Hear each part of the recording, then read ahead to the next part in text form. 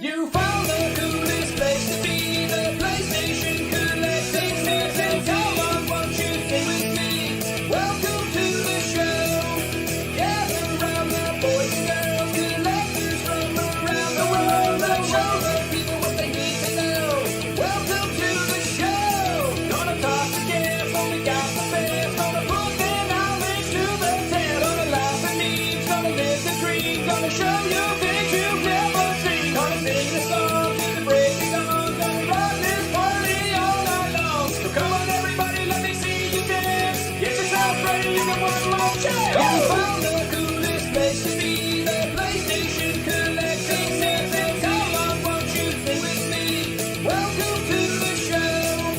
Gather round the boys and girls, collectors from around the world. Let's show the people what they need to know. Welcome to the show. Welcome to the show. Welcome to the show. Welcome to the show. Oh, yeah. Going on, everybody. Welcome to the PlayStation Collectors Podcast. My name is Joe Red. This is season 4, episode 26. And if you're sitting there going, wait a minute, 26, what the hell? I thought we were in like 34 or 5 minutes. It's a long story, but episode 26, we canceled like the last minute, and then I just like forgot and skipped it. And like for like the last like 15 episodes, Figsy's been bothering me about it. So this is episode 26. It is. We're time traveling. We're going back in time. We're just going to say that it was an artistic choice, and we're going to go with that. It's not that I can't keep track of numbers. It's art. Feeling? Yeah. I feel you, man. All right, cool. So speaking of Figsy, he's not here at the moment. He said he might join us a little bit later this evening. I'm pretty sure he's like balls deep addicted to Returnal, and he's sitting there like cracking out, and he'll probably be like, one more run. So maybe we'll see him. Maybe we won't. I don't know. But we do have Mr. Radical Reggie joining us this evening. What's going on, brother? That's right, man. I am pumped up, man. We finally got Carlos on the show. We've been wanting you on here for a while, man. I know you've been busy, man, but just really happy to have you here. And Thank you, excited. man. Thank you. Yeah, excited just to talk to you about your business, man, your passion for games, man. It's just, I'm pumped up. So, yeah, ready to go. So, first thing I wanted to ask you, Carlos, is what got Wait. you... We got to get more pumped up. We got an intro for this. Wow. We got to that's right. That's right. I forgot. Let's go. Come on.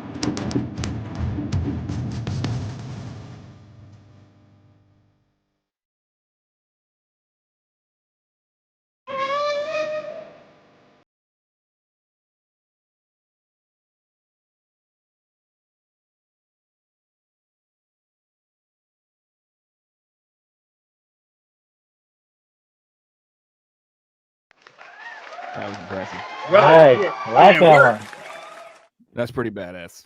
Yeah. No, That's gonna be my intro for the YouTube. I'm gonna start to do some videos pretty soon. Right on, man. Pumped up, man. I can't wait. So, I did want to ask you, man, what got you into video games? Like, where was your start at? Man. I have to go back line. I think it was my cousin back in the days. I think it was around in the 90s. Mm-hmm. When I went visit my parents, and he had a Super Nintendo. And when I went to his room, that he was playing Super Mario, and I sit with him and I started to play, and that's what got me into games right there. And then I asked my mom, can I get a Super Nintendo? Can I get a Super Nintendo? I was asking my mom all the time, and I think she sold a bicycle to get me the Super Nintendo. Really? And yeah, bro. Yeah, and she did everything to get me the game. And yeah, that was my first console, Super Nintendo, playing Super Mario. And yeah. Good stuff, man. Good stuff. I remember for me personally, my first like forte into like the video games was the Nintendo Entertainment System. My mom surprised me with it back in when it came when it came out, but it was a total surprise. I didn't expect her to buy me that, but when I asked her years later, she told me she bought it for me because she remembered like all the other kids like had it and she thought I would like it. So it was so totally random that I got a Super Nintendo. Nintendo for Christmas. I was like, yeah, she was right. So I'm glad she did that, man. So cool. So what kind of games do you like, Carlos? Like what mostly like do you like playing?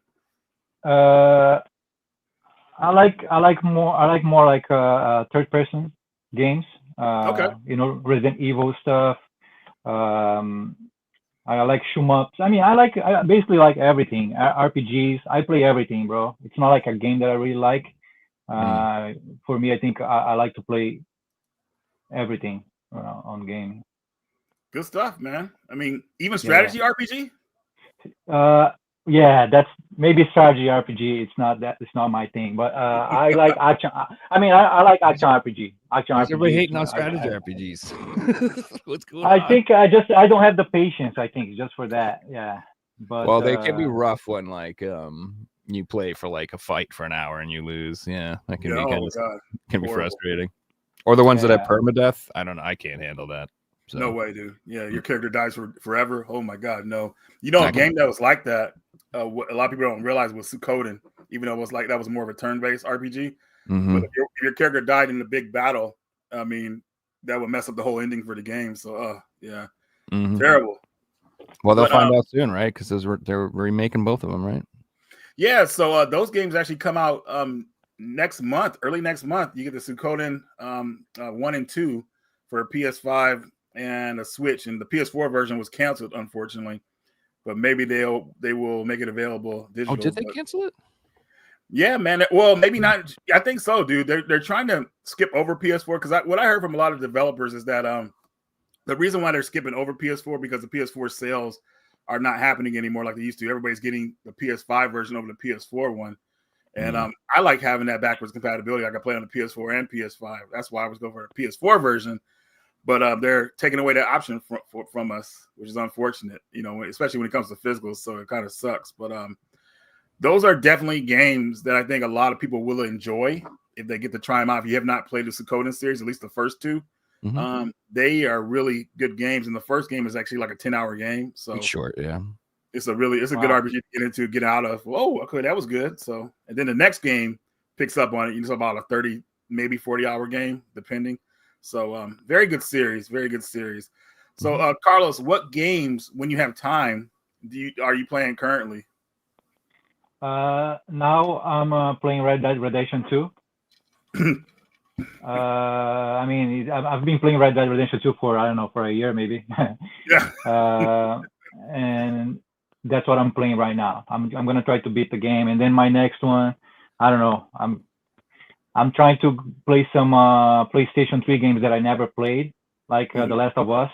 I think that will be my next game. Okay. The Last of Us. I never had the opportunity to play The Last of Us on PS3, so I'm just gonna try it. And I heard a lot of good things about it, so let's see how it goes. Yeah. I remember playing that game back on the PS3, and I loved it. They made a PS4 version of it. Now there's a PS5 version. I mean, the PS3 version still looks good. And, a lot of people don't realize it. I'm like, dude. So what I'm hoping happens is they make the remake version and you can release it. That'd be nice, man. PS1, Last of Us. Let's go. Have you make a physical of that? Dude, I'd be so down. That's the first version I'd play. So did you, oh, go ahead. What's up, Marcus? I really like the remakes on the PS3. They are good remakes, Yeah. Yeah, they do a really good job on them, no doubt about it. Yeah. I'm stuck on those graphics. I don't know why. I love the Xbox and the PS3 graphics. I don't even have a PS4 yet, but I just want to enjoy those graphics that I really like, and then maybe go to the next generation. I don't know. Next year maybe, because I got a lot of games to play. Dude, it's nice to appreciate that generation. I'm not gonna lie, the 7th generation was really on point, dude. Like, I think that was the last innovative generation of games where you got to see a lot of IPs being made where people weren't really afraid to take risks with certain games. That's why there's so much stuff on the PS3 and Xbox 360. Those systems, man, are so freaking cool. And it's incredible. Like some games look really good, even competing with PS4. You can even the quality of the graphics and stuff. You still compete with the PlayStation 4. Oh, no doubt about it, man. Like it's shocking. The cell processor for the PS3 was, then that's what it was, right? Like, that thing was pretty powerful, even though it was really complicated to make games for. Yeah. But and then the 360, man. A great system. Easy system to develop for. A lot of games on the 360 versus the PS3, up until the middle part of the battle between them, I would say it was like Yeah. night and day. And an example of that is Bayonetta on the Yep. 360 and PS3. It's like night and day. I'm like, oh my god, I got the PS3 version because I saw like all I had at the time. And then when I finally played the 360 version, I was like, oh my god, dude, like how could this happen? Like, what is this? It was terrible. But but 360 really stepped it up, man, from Xbox, from regular Xbox. It really impressed me. The online community for that system, and just certain games, man, just amazing. And going into this, man, I wanted to ask you because I know you're a big Xbox collector. For people to know, the Platinum Hits collections, which are like pretty much the Xbox version of Greatest Hits from PS2, those things are like up there in price, man. Like they are very valuable and collectible. And I wanted to ask you, what made you target those? I started my Platinum Hits collection like before COVID. I had like half of the collection. I think probably like 50 or 60 games. Right. And then like 4 months ago, I was like, I'm gonna try to complete the collection. And just like a couple weeks ago, I found my last game to complete. It was so hard to find games. Some games are very rare and hard to find. Some are very expensive. But I mean, it's not really complete. I'm still missing 2 games, 2 variants that are very hard to find. Some collectors have the games, but they don't let it go. They are keeping the games. They want to keep them. Yeah, they're holding on to them, man. I put some games on the side to show. Let me see if I got it here for the Platinum Hits. That some rare games. Right, man. Because I was like, dude, I was just so shocked. What do you got there? NBA Ballers. Oh, nice. Right on. This one is like, you can even find on eBay right now. You don't see this game on eBay. If you find it, if you see on eBay, it'll be like $700, $500, $800, $900. And that's really sealed? Yeah. Wow, dude. And the other one is this one. A game you wouldn't expect to be like SpongeBob. up there. Lights game. What does it say? Lights gamers pants. Light camera pants. Yeah, light camera pants. Okay. This one is hard to find, even on eBay, everywhere. You can go online and Google it. Nobody has it. And I was lucky enough to find I got 2 copies of this, and I got 2 copies of Ballers. But I had one this one I had from back then. I had a copy, and then I got another one now. And same thing for Ballers. I had one, and I got one That now. Ballers cover really complements the Platinum Hits case from the way that the lettering it looks, the font. So that's very. I like how that really looks on there. What's funny is that I actually completed my NBA Ballers collection, so I have all of them except the Xbox version, of course. I want to show you guys some variants for Platinum Hits. This is this one I had to buy graded because you see there's here on the side here. There's a Platinum Hits sticker on it. Oh wow! Yeah, this is one of the variants. It says now available on Platinum Hits. This took me months to find this game, and I finally found it, but it was graded, so I bought it anyway, just to have it on my collection because I was looking for this game. Yeah, you wanted to kind of knock it out. And the other one like, is are the Platinum Hits like more expensive than the regular Black Label versions? Yeah. Well, for some games, I mean, you can buy open games for cheap. You find them for $8. Sure. But my problem is I went the hard way. I bought all the games sealed. So 95% of my collection for Platinum Hits is sealed. But of course, Ballers and SpongeBob, it's open. You can't find it. It's impossible to find them sealed. So, will you ever open them for any reason? I probably not gonna open because I have them on Black Label, so I can play anytime.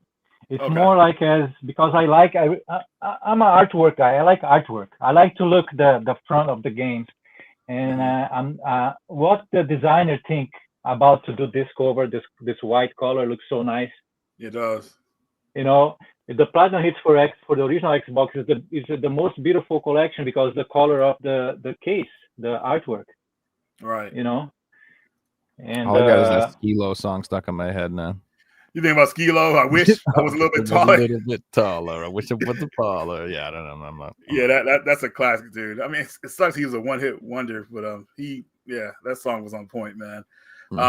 So it was kind of funny, Joe. Me and Carlos, we met at a convention recently, or I think it was in November. We went to the Torg show, and we had a table there.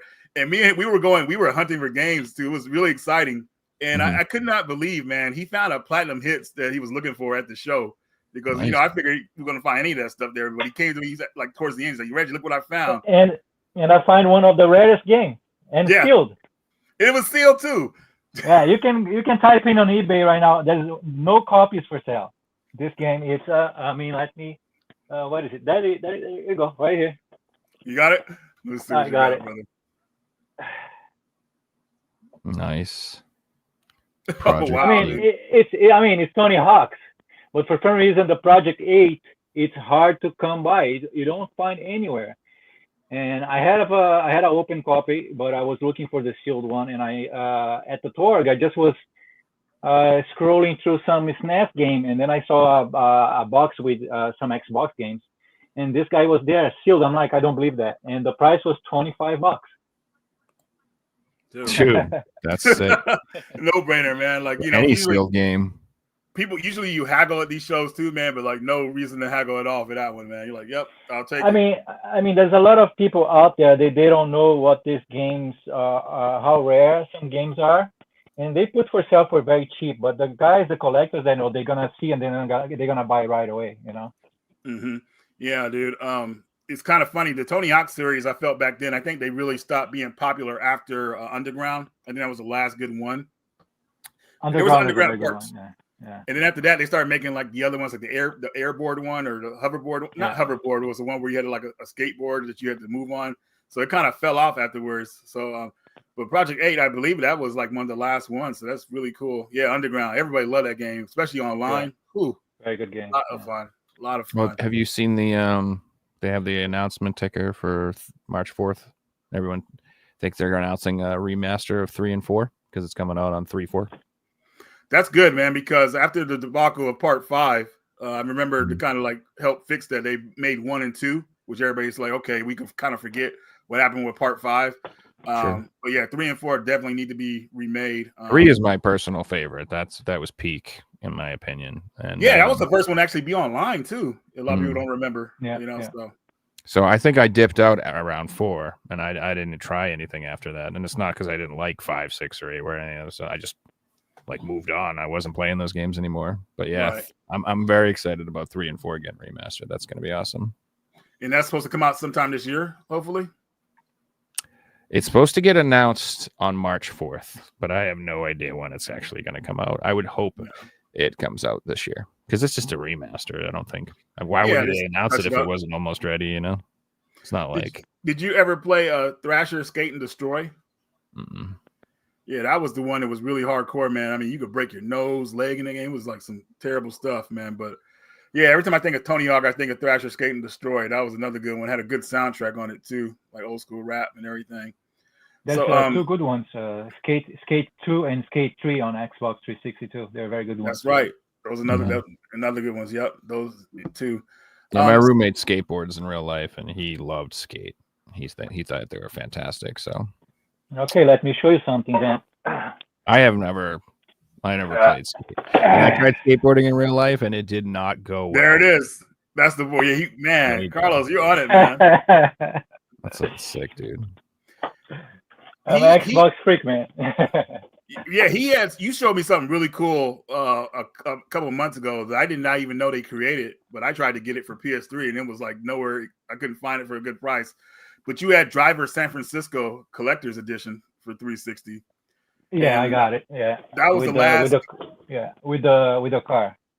Yeah, that was the last good drive. I mean, Driver 3 kind of fell off from what they wanted it to be. So as an apology, they made Driver San Francisco, and that game is like the best Driver game like ever. Dude. I love that game. I love that game. I have the whole collection for Driver. Yeah, it's man.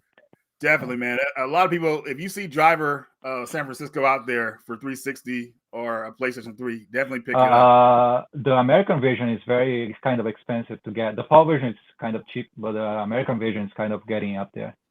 Oh yeah, it's catching on, man. Because Yeah. you won't see a game like that being made today because it takes too many risks for a lot of people. So that's why I was talking about earlier how games are more creative back in the 7th generation era. Hey, I would love to see a new driver on the new consoles, like a new one.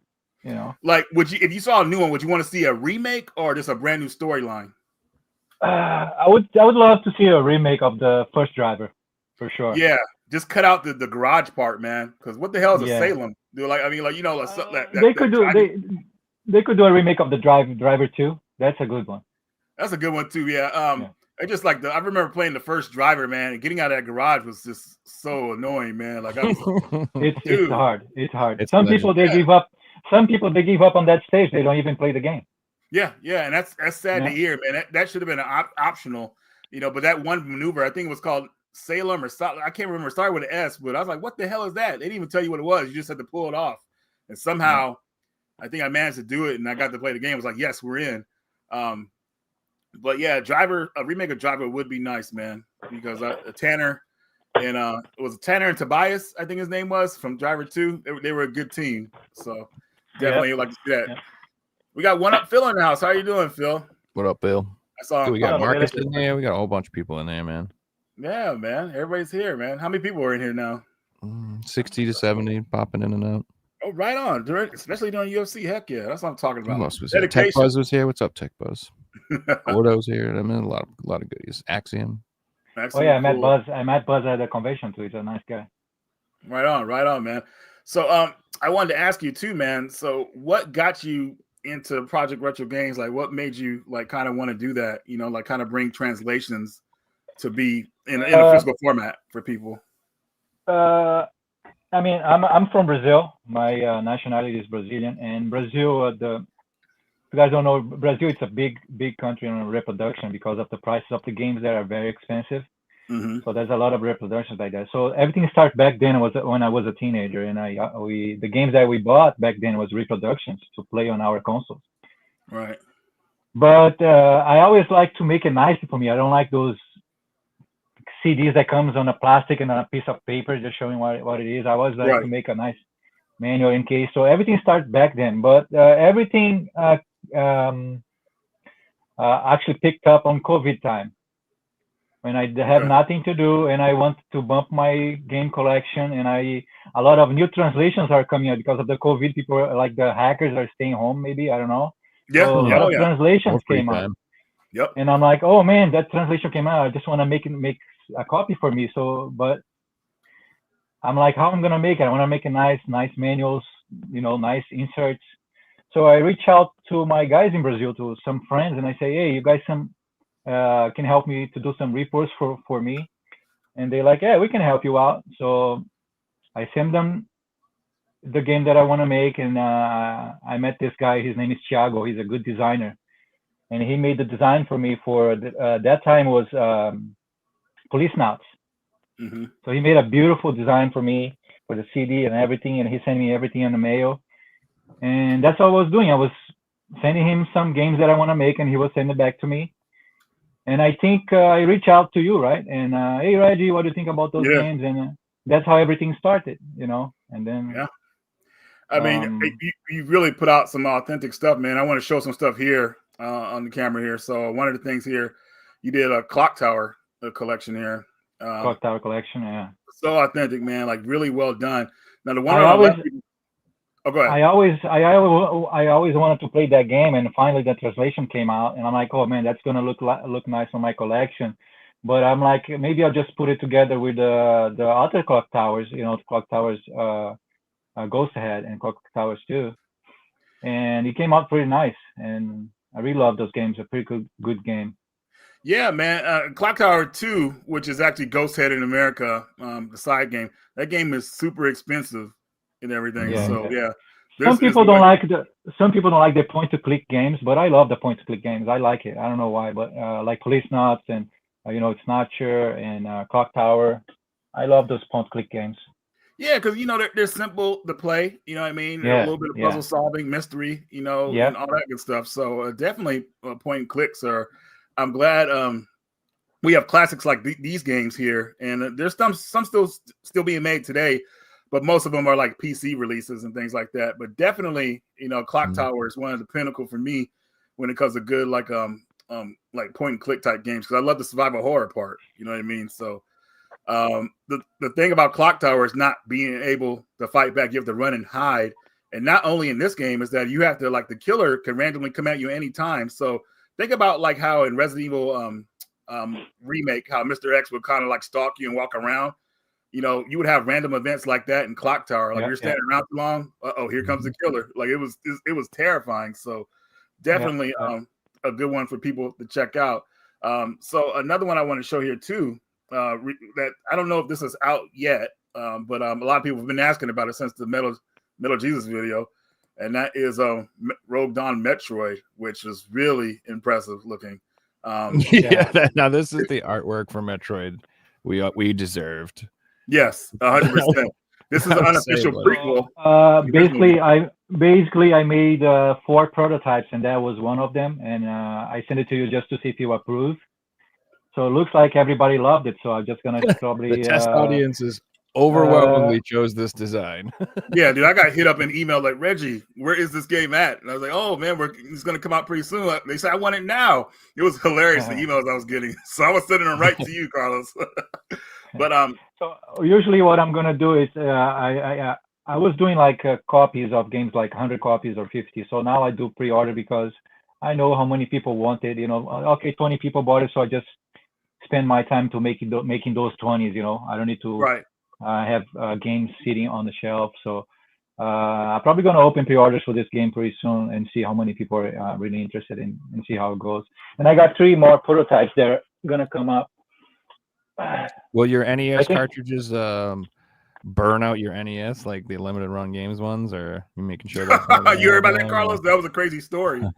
Yeah, those are special cartridges. Those are really made. I mean, everything that I make, not just for NES, for SNS, PlayStation, everything is tested and being tested and make sure everything doesn't burn out your laser, doesn't burn out your console. Everything is nice. And I wouldn't think it really does. I'm just picking on limited run games. Because the guys that I'm partnering with they help me to do the PCBs and stuff. Those guys are making reproduction for 30, 25 years. Right. So I'm good. I'm trying to get the quality stuff, good quality stuff, not get like some Chinese knockoff stuff from China. You know what I mean? So this is one of the prototypes that came in, and I'm gonna probably send it to you. Oh, plus, man, that's the one that comes with the 3 save slots in the map, right? Yeah. So what's going on there? So that is that's Metroid. Can you show that again? I'm sorry. It has the same features of the 3 slots and a real-time map access. Yeah, so it's an upgraded version of Metroid we got for NES, just way more playable because you have that map, you can look at things, and you have the 3 save slots. You don't have to save, like, it's perfect like that. So yeah, very, very cool. One game that people still ask about today, though, because you sold out of this pretty fast. And I guess this is me kind of like seeing if you'll make any more, but people really want that Samurai Shodown RPG to come back for Neo Geo. That one was such a blessing that we got that in English finally. And I think you made 50 copies of that thing, and it probably sold out within a week. Yeah, I made 40 copies of it, and I'm gonna get another 40, and that's it. That's the last. Oh, so you're gonna do another? Okay, cool. Well, people will be happy to hear this. You're gonna do another run of it, so because people still be asking about it. I'm like, I don't know. So on, man. I was talking to my partner in Brazil and see, hey, can we try to make another 40 because the people really loved it, and he's like, yeah, we can try to do it, and let's do it. That's it. Was this exclusive to Neo Geo? Did it come out on Saturn or anything else, or was it? It's on PS1 also. Ooh, we should do that version. I tried to check it out, the translation for that. It would be nice if somebody really focus on that translation for PS1, but it's not going to be an easy translation. It's kind of hard. It's very hard translation to do it. Well, RPG, I'm assuming has just a lot. It's not just because of the text. If you was only change the text on the binary code, that would be easy. But it's more complex than that. I'm sure. Mm-hmm. That is And a I- cool one, though, for sure. It is, and I think the PS1 version is like expanded story. Like it goes off of some other characters, I believe, and then like I think it's based off Samurai Shodown 3 and 4, but I could totally be Believe wrong me. about that. Believe me, bro, I already imagine like a long box version with a nice manual and map and everything, but maybe one day, let's see. Yeah, man, you're always thinking ahead, so right on. Appreciate you. But yeah, so some other games here too that I was really impressed with. That I was surprised about this one. You did a version of NBA Jam, 2K22, 2K22 edition. I which remember everybody that. loves, man. So when you Mhm. put this physical together, dude, I was like, oh my god, dude! Like the upgrade for it was just really impressive. Like everybody Yeah. just went crazy for it. You know, like an upgraded version of NBA Jam. Like we've been waiting for that since the last NBA Jam came out, which was actually on PS3. Forgot It's very arcadey. It's very arcade game. It has all the games from 2022. So Mhm. all the players from 2022. Yeah, it's like all it's And updated, you know. So and the actors is so funny. There's other voices they change a little bit. They put a lot of funny things on it. yeah, and they we kind laugh of a lot. matched it up. They Yeah. did, man. So definitely a good one That's to cool. have. You know, if people want to check that You could one do out. you could do one of those every couple of years as long as people keep making the versions, man. That'd be Oh, cool. 100%. But another one that I wasn't impressed at first with it because you told me it was coming out. But once I got to play, I was like, man, this is actually pretty good. And this is Smurfs for Smart. for Sega CD and Genesis. Now, this collector's edition you have here was cool because it came with a Genesis version and a Sega CD version, which is part 1 and 2. The thing about Smurfs that people don't know, this is a PAL-only game, and this game was we call transcodificated for NTSC now. So now you can play on any NTSC American console. Mm-hmm. So And this game on Mega CD and PAL version is very expensive. Wow, dude. I think I looked it up too, man. It was like close to like maybe It's like I don't want to say it's like $800, $1,000 game. yeah. Wow. For a Smurfs game too. Woo. Wow. Smurftacular. But another game here. Let me see here. Oh yeah. Good old Resident Evil 0. Long box. Resident Evil Look at 0, that. yeah. Yeah. This just let everybody know this version right here takes place the train scenario. And it is very well done. Like this, it just looks like how Resident Evil 0 would have been if it actually came out for PS1 and possibly the 64. It was really impressive. We are actually trying to work on the part 2 for this game. Probably coming soon. Wow, dude! So you guys get Zero, part 2, like Zero Part 2. Yeah, that will be the mansion part. Yeah. That's sick. Yeah, dude. Seriously, like I just love games like this, and like third person, like tank controls. I mean, I came up with this stuff, so that's why I have such a love for it. I mean, it's modern folks today when it comes to tank controls, they're like, I don't know, but you know, this is this old school way it was because what made these games really like popular is that you weren't able to move properly, so that was kind of like another scary element too, because your character moved robotic or whatever like that, but still, you know, just very well done, you know. I mean, Resident Evil 1.5, those are very good games from back. I really love what they did with 1.5 with all the updates and how it looks now, you know. Mm-hmm. So you have like a collection of the Resident Evil, right? Didn't you have like a specific one of like 3 games? I made a collection: Resident Evil 1.5, Resident Evil Anonymous Survivor, Resident Evil Director's Cut, and then has Resident Evil 1 and 2 together to make a full collection that I made for my audience. It's selling pretty good. People really like that game. Yeah. Mm-hmm. Yeah, and then you have the D-Make one. It looks like too. I made a D-Make one. Yeah, there's a D-Make, Resident Evil 0 D-Make, Outbreak D-Make, and the other one is Resident Evil 4 Mercenaries. You know what else is really cool? What's Mr. that? Figsy. What's up, brother? Figsy's here. Oh my god. Hey, what's up? Carlos is Figsy Carlos, Project Retro Games. Nice to meet you, bro. Thank you. Yeah, for you having too. me. Just talking about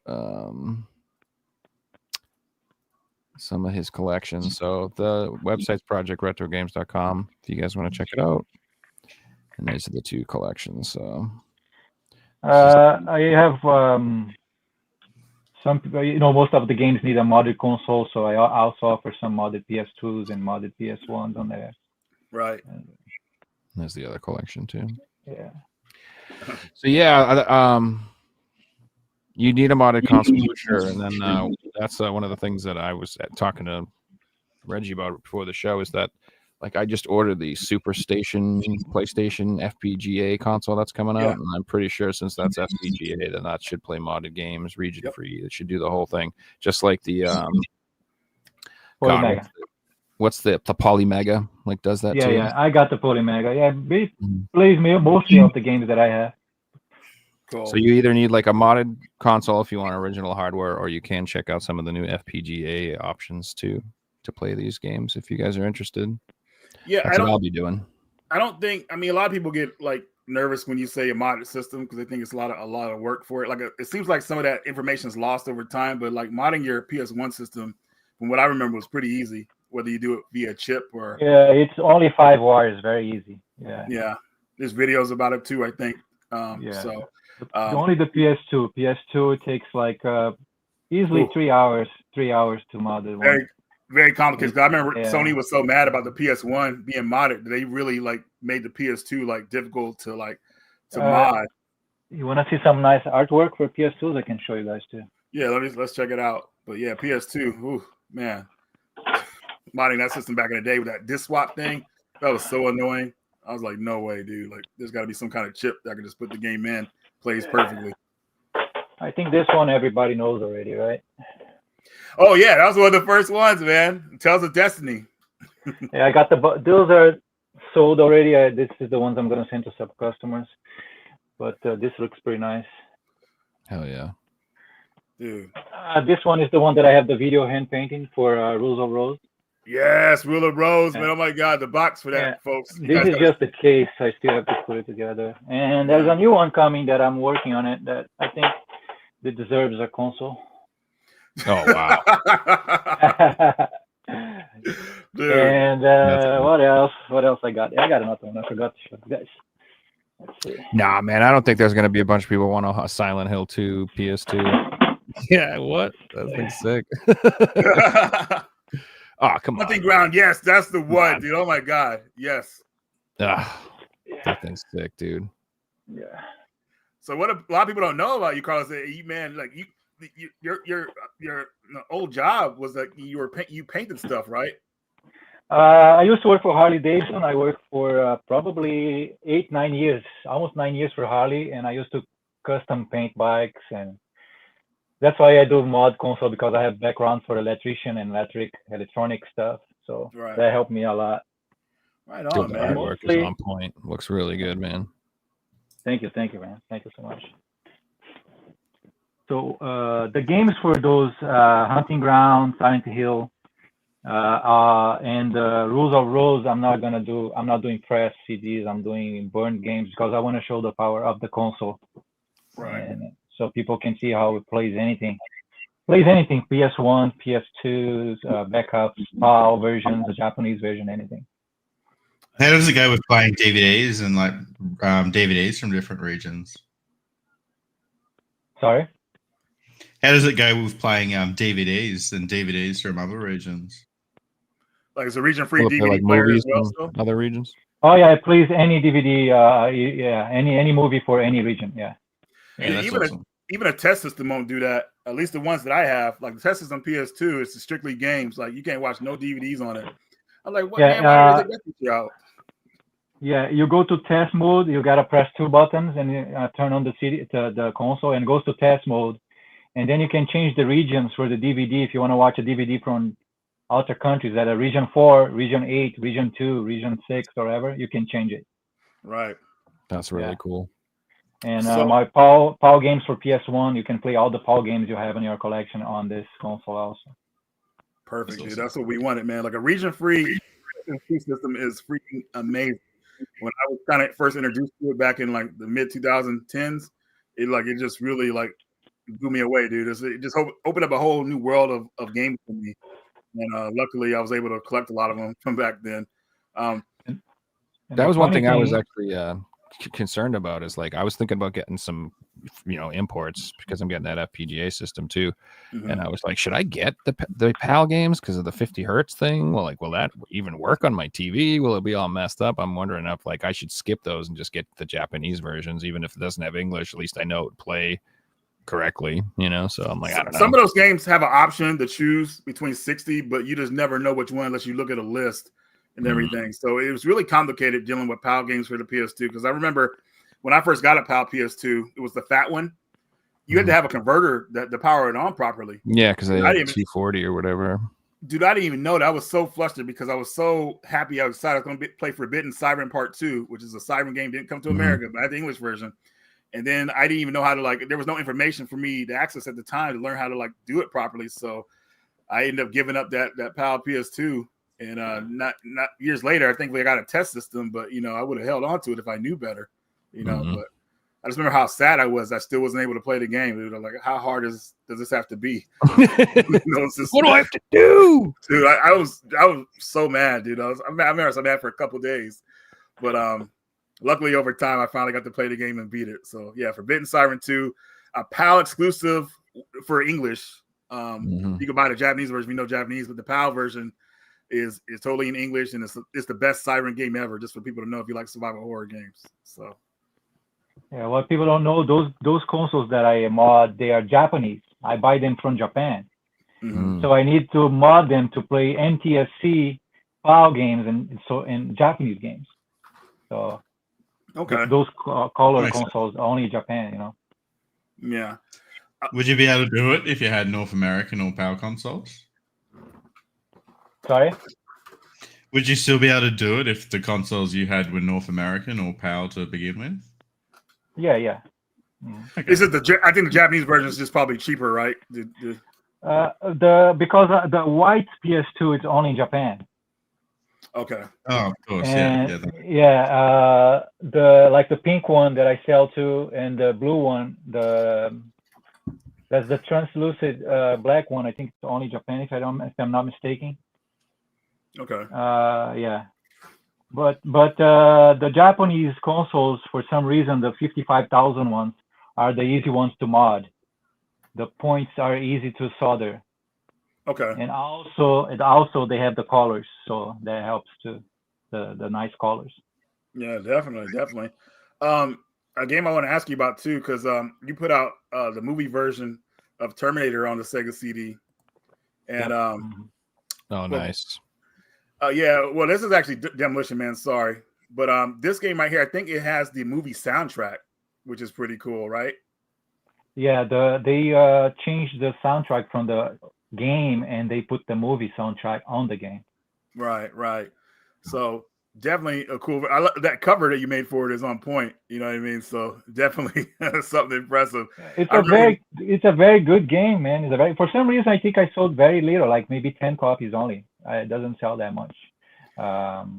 Because I'm doing by request. I'm not making anything until I have the people requesting for like a pre-order, because I'm surprised this didn't sell better. This is a good one. It's a very good game, yeah. Yeah, this and the Terminator ones are top tier Sega CD in my opinion. Yeah, and it got the series that got a big push at the time because this came out a little bit after the movie and or maybe before, I can't remember, but I remember Taco Bell was promoting it really hard back in the day, and I just think it was like when it came to Sega CD, a lot of people just didn't have it because it was really expensive, and that's probably what it was when it came to the Demolition Man. I agree. This one in Terminator doesn't play on the Polymega for some reason. I don't know why. Only on original hardware. Yeah, only on original hardware. Another one I wanted to ask you about is this Lunar here. So a lot of people don't know this, but Lunar, when it came to working designs in America, was hacked up by our good friends, and they made the game harder than it should have been. So the balancing on the American version that we got here is pretty off. But this version right here that you put together, this is the Japanese version in English without any of the messed up difficulty and stuff they changed. So yeah, they take off the censorship. It wasn't censored game too. Right. So some cutscenes were censored and all that stuff. Yeah. Very good game. I love that game. Yeah.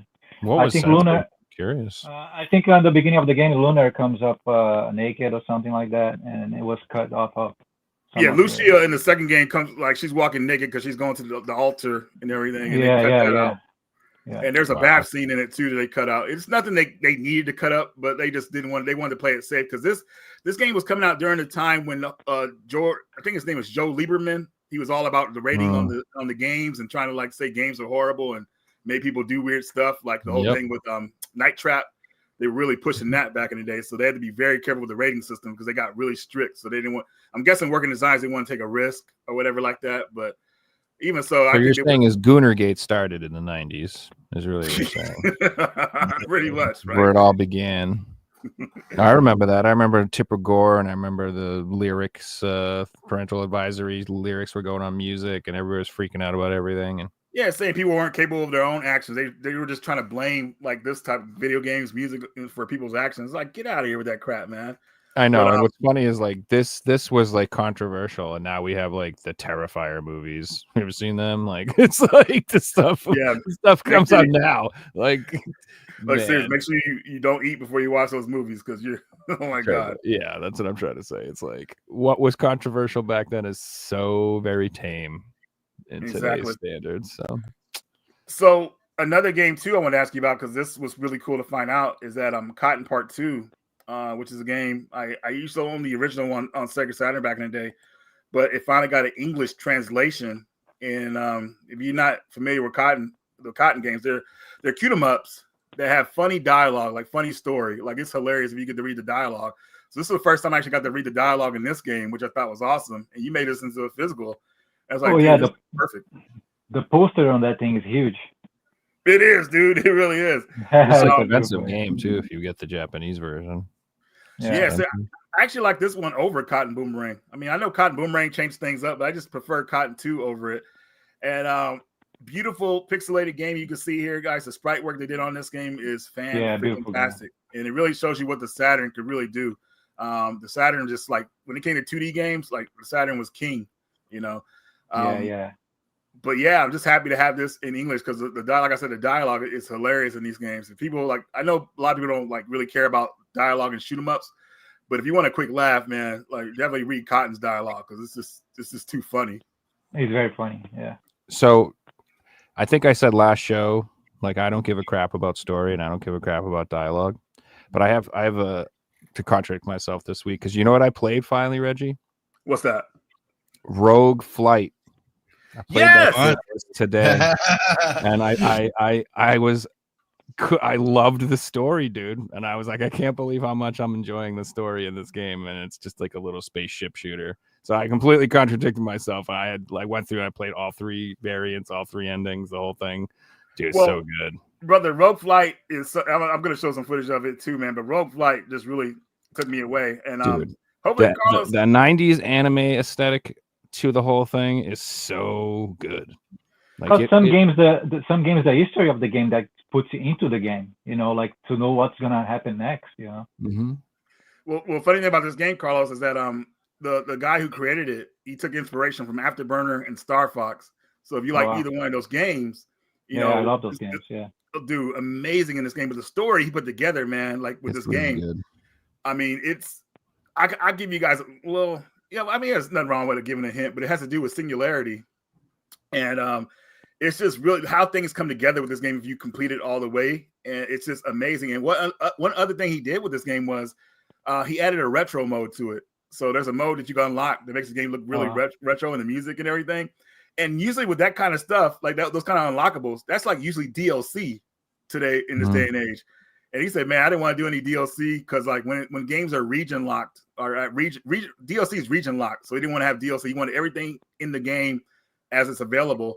And that's why he didn't want to do DLC. But today people would have made it DLC, like that retro mode that he put into the game. Dude, the controls are so fun. I love the like the strafing thing you can do. It slows down time and you smash through everything that's trying to like sneak by you. It's really addicting. The movement controls are really cool in this game. It's super fun. Also on Switch now? It is also on Switch. That's what I'm saying, man. You get a Switch, they'll get you a copy of it. Yeah. Because this got a Switch release too? Yeah. I was playing it. I was actually playing it in bed the other shit. day. No, I'll Like, probably yeah. go buy that too. I didn't know. I only have the PS5 version. Yeah, it's all over. I mean, I wanted the PS5 version because we want that physical, especially because of the manual and the extras. I mean, you just got to it's nice. celebrate a game like this being made. And Figsy, you got to get this. Figsy, you got to get this game too, man. Because yeah, I'm gonna get it at some point. It looks good. Yeah, it's just like, dude. I just had to point out that literally, like, I was like eating my own freaking words. Like, I was sitting there playing, and I'm like, oh man, this story is actually really good. And I just said that I don't give a shit about any of this stories when I play games like this. And then one day later, I'm like, damn it. I'm a liar. I got to give another shout out to Sean Powers for letting me know about this game because I would have found out about it probably pretty late. He did. He did point this out like immediately. I think I had pre-ordered it though when he told me because I saw it on PlayAsia. But yeah, I hadn't played it or anything. But he was like, "You gotta get it." I'm like, "Dude, I'm waiting." It took forever to show up. If you remember. But yeah, another cool one for you to keep your eye out on, Carlos. Definitely, I think you'll like that one. Sorry, I gotta get my Switch, man. You gotta get your Switch soon here. Yeah.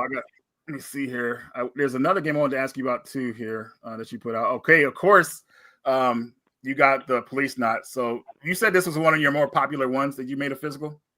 Yes, Police Knots was definitely one of my big sellers because, I mean, it's like you said, the history of the game. It's a beautiful history of the. I mean, the guy was trapped on space for 25 years, and one day they find the guy, and the guy goes back to Los Angeles in, I think it's 2050. I don't know. I don't remember. And his wife comes and asks him to help to find her husband or something like that. It's crazy history, man, but it's beautiful history. I like that game. Well, the crazy thing is that Hideo Kojima made this game, and like anything that has to do with him, it just is just really sought after, and this is one of his best. And luckily people did a fan translation of it because I think one of his harder games. Well, I know this, but Snatcher is one of his harder games to get like physical for. A lot of people like that game. It didn't sell well, so obviously it's not that many copies out there. But fan translating a lot of his older stuff is great. So I'm glad they did Police Knots. Now I hear that the Sega Saturn version is better, Carlos. That's the best one. The Sega Saturn is just has a little bit more scenes. Okay. It's the best one too. The graphics a little bit better. You can use the gun also if you want to use the gun. Okay. But for some reason I like the PlayStation one more than the Saturn. I don't know why. It's just one CD, second CD, that's it, and you beat the game. And the first time you put the CD on and start to play the game, you get hooked to the game already, and you want to play every day, just see what's coming up. It's a very good game. Cool. One of my favorite releases that you put out recently, I always forget how to pronounce the game, but Mizuna Falls for PS1. Mizuna Falls. Dude. I think it was one of the first map games. Big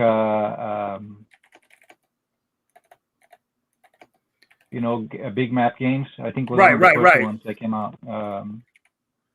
Well, this game's mystery, man. It's like really cool. And this is one I think Human Interactive's last games that they got to put out before they close their doors. Human is the people who made the Clock Tower series.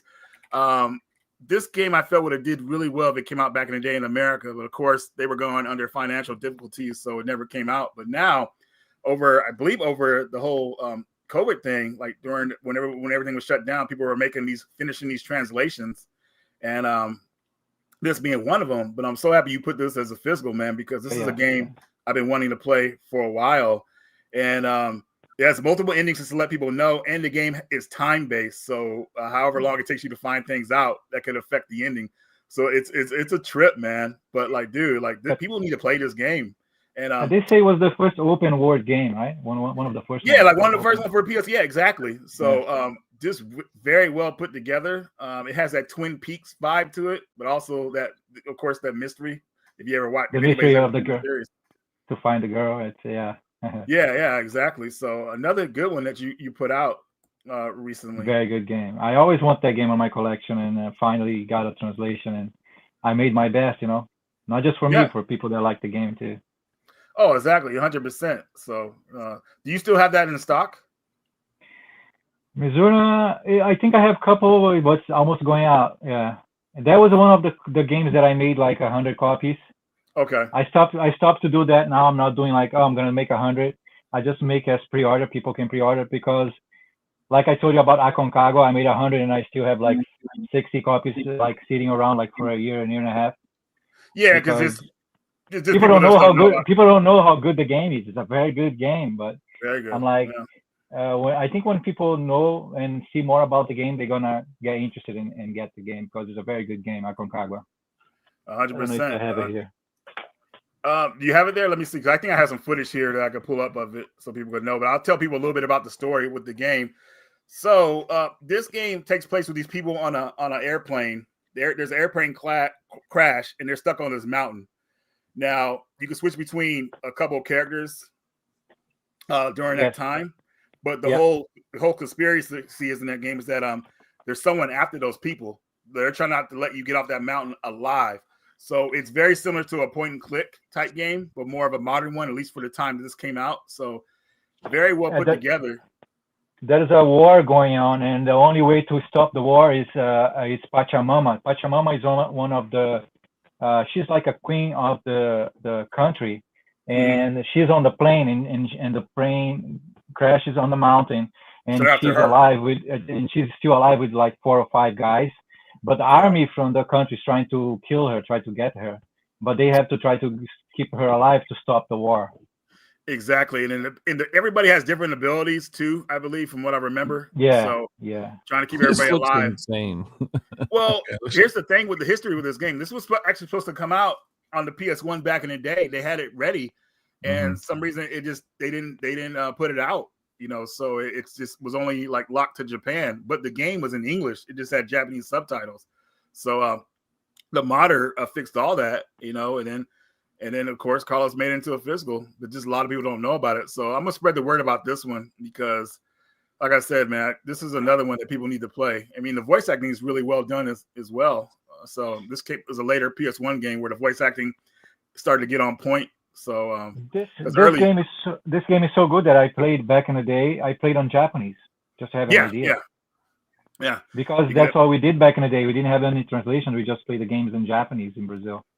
So, and then when this game got the translation, I'm like, oh man, now I can really enjoy this game. And when I put on TV, man, it's like the same thing with Police Knots. It gets you hooked to the game, and you just want to beat that game and see how the history goes, you know. Well, Carlos, here's the thing, man. When one of the first Japanese games I played, like because I wanted to play it so bad, was Final Fantasy VIII. And I remember playing Final Fantasy. Yeah, that's another one. Dude, I got all the way to the 3rd disc not knowing what was going on. Just like kind of just thinking I knew what was going on, like kind of making up my own story. And I can't believe I got as far as I did, dude, because I got all the way, for people watching, I got all the way to the part where you're looking for the white siege ship. And I couldn't find it. And that's where I kind of finally gave up. Or maybe I did accidentally find it, but around that time on the 3rd disc, that's when I stopped playing it. And then I finally got the American version months later. But I was just like really into it, man. And this is another game that people could probably get into if they were just playing the Japanese version back in the day. But of course, this footage right here is them on the plane before the whole accident happens, and you start off on a mountain, and you're trying to get everybody to survive to get the best ending. So it's very well done and put together, and I hope people. You have to cannibalize anybody to survive. I mean, being on a mountain, you think of that movie Alive. That's exactly what I'm thinking of. Anytime I hear about plane crash, and I'm like, do they eat each other? The game is so good because you're in a mountain, you don't have anything. You have to find stuff to heal you. You have to find tools to open doors because the doors are you need to find the keys. It's a very good game, man. And the end of the history of the game, the end of the game, it's like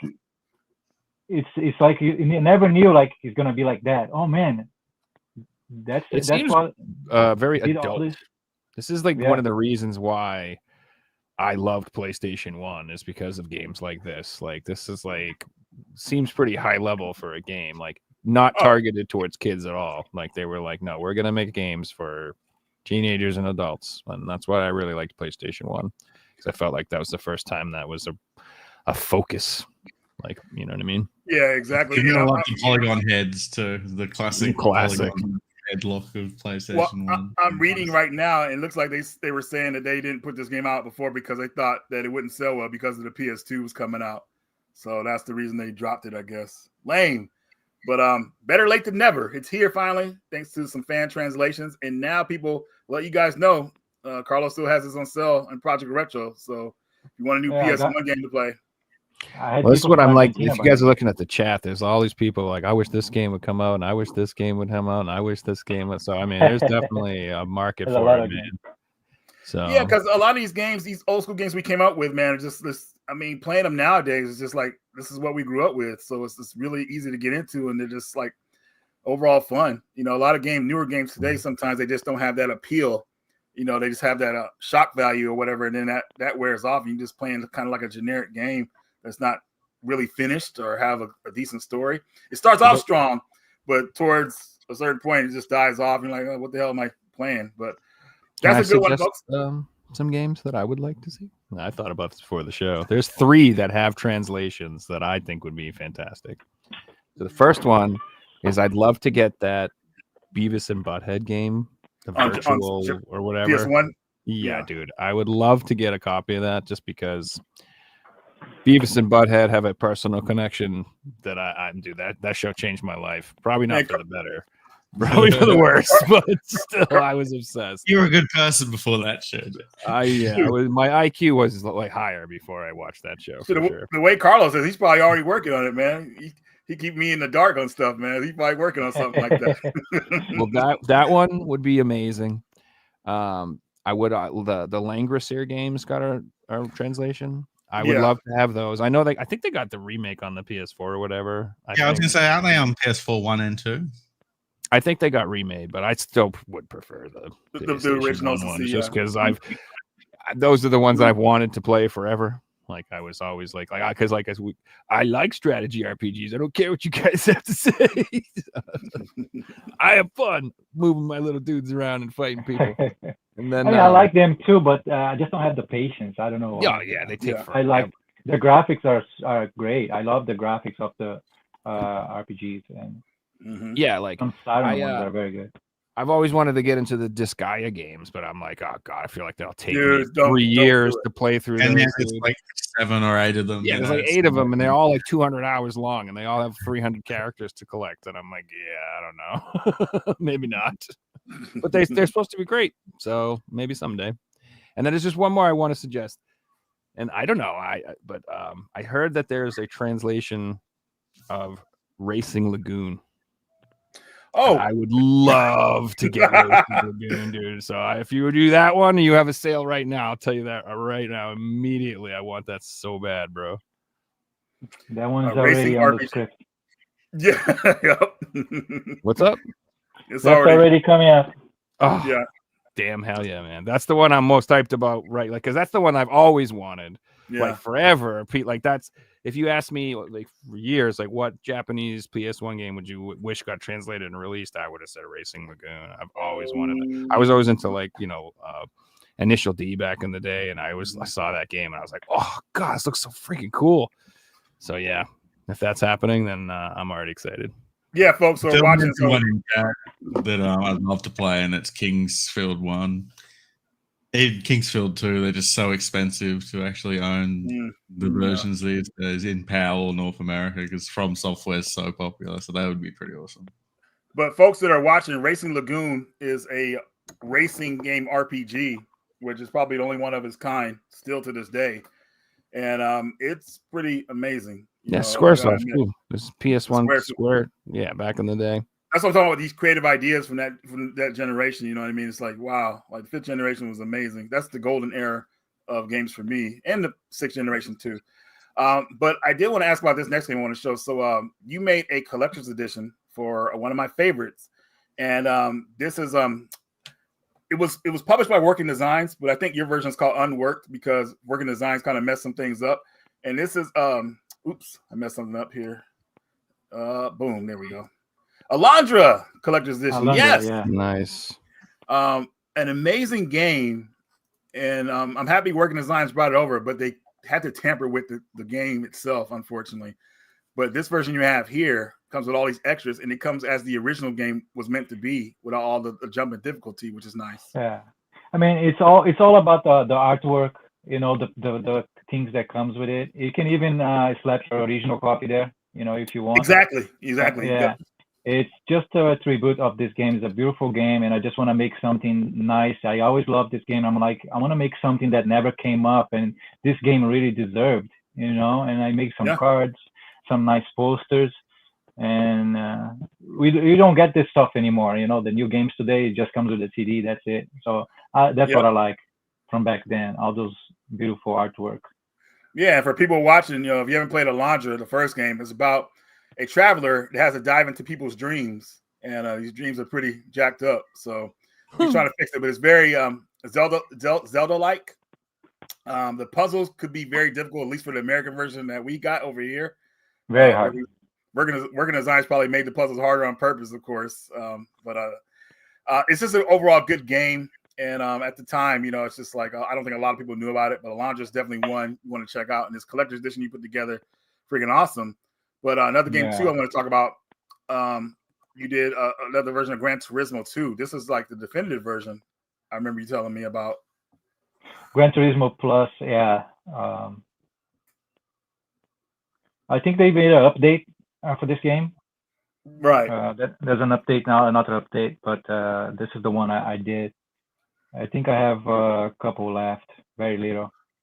Okay, but I just love the long box you put together. But anybody, I think Gran Turismo 2, even to this day, is probably considered the best one. I mean, you guys in the comments, let me know if I'm right about that. 4.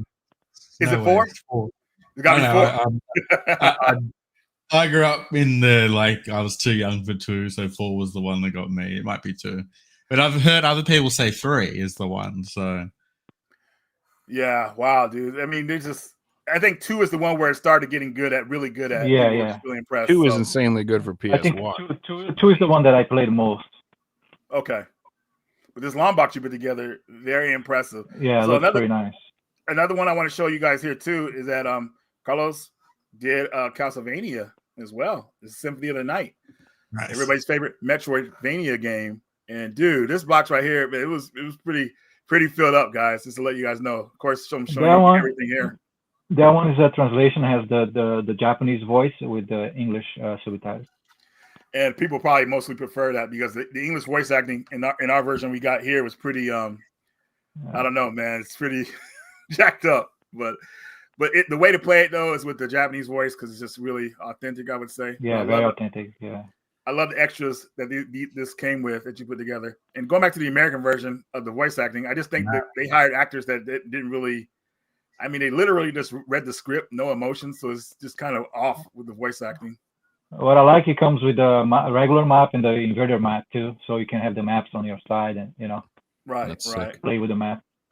Was it the Saturn version that has the extra character from Japan? Wasn't there another version? and extra rooms and all that good stuff. But that version was buggy and messed up, so that's why this version right here is still superior to that one, I believe, still to this day. But that version did get an English translation though. You got it. Yeah. So yeah, man, definitely another cool collector's edition that you put out. Let me see here. Dude, those manuals are really nice, dude. Wow. Yeah, he gives it the business, man. Like that's man, I love that. Yeah, so that's very nice. Another thing I want to show here too is that you actually recently, let me pull it up here. Sorry. You did Cotton, the original Cotton for PS1. For PS1, yeah. Oh, this is the one I thought we were talking about earlier. No, yeah, that was Cotton 2. This is Nintendo one or something. Cotton 1 on PlayStation in English. Yeah, that's Cotton original. Yeah. So, do you still have this one in stock as well? I think I have a couple of them. Yeah. I didn't make a lot of this. I think I made like 30. I think. Okay. I didn't make a lot. Yeah. Yeah, but like I said, another cool shoot 'em up that a lot of people should play. I think the Cotton series is kind of one of the games that got me back into shoot 'em ups. Well, it's actually one of the first ones I got good at back in the day. But I think the one that got me back into shoot 'em ups when I fell off was Death Smiles. But Cotton, all the games for Cotton, except for the Pachinko one, I think are great games. So even the rail shooter ones, the rail games like Paranormal Cotton and Rainbow Cotton. So definitely check these games out. Pick up those last few copies, folks, because once they're gone, they're gone. We have even for Super Nintendo, we made one for SNES, the translation for SNES. Right, exactly. So Yeah. really cool, man. Let me see here. I think that's all I have here. I say a lot of footage of the stuff you put out recently. So There's a couple new stuff coming, like the Breath of Fire one. The Breath of Fire, remember? I think I sent it to you, right? The Breath of Fire? Oh no, I don't remember. no, I don't have that one. Yeah, How's that Breath one? of Fire. That's going to be same collector's edition. Yeah, 3 and 4 is a collector's edition. That one's coming, and there's a Castlevania for a PC Engine. I'm getting into PC Engine too because the Castlevania. I think the first Castlevania for PC Engine it's one of the best ones. Mm. Oh, Oh, that's nice. It looks like Street Fighter almost. Yeah. Like the versus look, yeah. Yeah. It's kind Oh, of look at that shiny thing Yeah. going Yeah. on there. That's fucking dope. So this is just a glove. The game is gonna go inside. It's like a glove, and then you're gonna have the game inside. Okay. Yeah, this is just a prototype glove that came to me. I really liked it, the artwork, so I think I'm gonna go with this one. Nice. It's already on pre-order. So Heck yeah. How many of those are you making? it all depends on the pre-order. I think I had like 10 so far, 10 or 12. Okay. Yeah. And one of the games that I really loved, and I think everybody loves, is Man, Metal Gear Solid, yes. so this is just the original game, but I always wanted to make something for me, like nice with Right. posters and different manual and like a glove box and the game. I mean, it's everything is here. And actually, some people order. Like I think I have some like 10 orders for this game. Okay. And like I said, even if you want to slap your original copy there, you can do it. But you have all those postcards. You have 3 posters. You have art booklet. You have the manual. And it's very complete. Right. Okay. One project that you showed me before, CT Special Forces. I want to show people that. CT Special Forces. Yeah. Yeah. So I'm gonna pull up this footage here. So a lot of people don't know about CT Special Forces. This is a run and gun shooter that's very similar to Metal Slug that a lot of people do not know about, and it came out on the PS1 in PAL territories. Not sure if it came out in Japan. I can't remember if it did. There it is. You holding your copy, and it did come out on the Game Boy, but just the first 2 games. But what you're seeing here is going to be all 3 games, NTC, that he's going to put out pretty soon here. So it's already on pre-order. That one. It's already on pre. Oh man, steps ahead. So definitely something you want to have if you like running gun shooters. Very similar to Metal Slug. Very well done games. I actually talked about them on Jason's channel years ago. We did, I think, Hidden Gems, or maybe even a pickups video. I brought these up. But this is one of the games that I found out about after I got my test system PS2, so I was able to play it region free. I think those games are on Game Boy Advance, but I think this is the better versions, and they have 100%. collection. Yeah, these are the better versions of it. Yeah, 100%. So definitely impressing. The manual, the work you put into the manuals too, man. Like seriously, just well done. The color manuals, dude. I mean, right. I'm big on art design. I like to design a lot, and the artwork, it's my passion in games. So I like to put the artwork on the stuff that I make, and I like to make it as supposed to be, back in the day, something like that. Right. So yeah, definitely on point here, man. Soundtrack, man. This is a good one. Dude, yeah, I love that. The CDs, it's beautiful. I love the CDs for the artwork for the CDs for this game. It's on point. Yeah. But that's what I love about your dedication, man. Like you put in the work for it. So appreciate you, like how you put all this together, man. I mean, you really think of everything, and that's one thing I noticed. Like when we were showing all the other ones before, like I was thinking even back in the day we were getting black and white manuals in the PS1 era, but you made sure like nope, full color manual, good art, all that good stuff. So I don't know if you remember this game here came for PSP on Japanese. Yes. I remember that. That is Sapphire and the other games that are like a part of it. I can't remember. There's Yuna 1 and 2, and you have the Sapphire, the shoot 'em up. Right. This came only for PSP in Japanese, but there's a translation for PSP, so I made a complete collection for PSP. Nice, dude. I mean, I'm sorry for PC Engine. Right. Okay, that's PC Engine, yeah. They just announced a new like Hyperkin Retron GX. HD TurboGrafx PC Engine thing. I don't know if I you saw that. that. It's going for like $90 or Yeah, something, I right? saw that one too. Yeah, It's pretty cheap. Yeah. but that's for plays the CDs and the cartridge and the card. Just the cartridge so far. I mean, I don't know if they'll make an add-on for it or something like that. But Yeah, I think it's just the carts. It looks like. that'd be a waste of money to make an add-on. They should do it all in one system. But Did you see the cards? funny. The I thought it cards came I'm with making. CD. Sorry, good. I'm also making cards for PC Engine, so I have cool. a couple of translations here. Yeah. Well, it says wow. it plays U.S. games and Japanese games, so I'm wondering. Tower if of they play Tower of Duraga, or what's that called? You showed one before. I think it was called Tower or something. Yeah. Yeah. Duraga. Wow. Yeah. Duraga. There we go. This is a Japanese translated to English, and this is on real cartridge for PC Engine. That's good. Awesome, dude. Those cartridges are very hard to make it, and I contact this guy, and he made a project for PC Engine and worked out pretty good. This is a City Hunter translated. I love the artwork. And you have also Die Hard translated. Die Hard. Yeah. Yeah, that one's like a Welcome to the party, pal. Power Warriors, right? It's like a top-down. Yeah, he plays like Rambo, on the SNES or the Chaos. I forgot the name of the other game for SNES. It's a pretty good game. Yeah. The good thing is all translated in English. Yeah. That's cool, man. Well, Good stuff, brother. The TurboGrafx stuff's really cool, and the PC Engine stuff's really cool too. I'm just happy to see the translation games finally coming over, because I don't know about you guys, but like there's lots of games that I've just been staring at for years. I feel like that's where it's at for gosh. us, man. Like the English translations for me and you. I mean, we grew up around the same era, and Carlos too. So getting those translations of those games we always wanted to play is amazing today. Like it's breathtaking. Yeah, the thing that I do is, I think everybody needs to know, is to try to support those guys that do translations, because those guys need a lot of support. Right. Those translators, like the translator, the guy that did Aconcagua and Police Notes, I think is the same guy. I forgot his name. I think we gotta try to shout out to this guy, try to find out who did it, and try to support. Usually they have patrons and stuff, I think those guys deserve big support. Absolutely. Yeah. Thank you. 100%. I mean, it's a huge.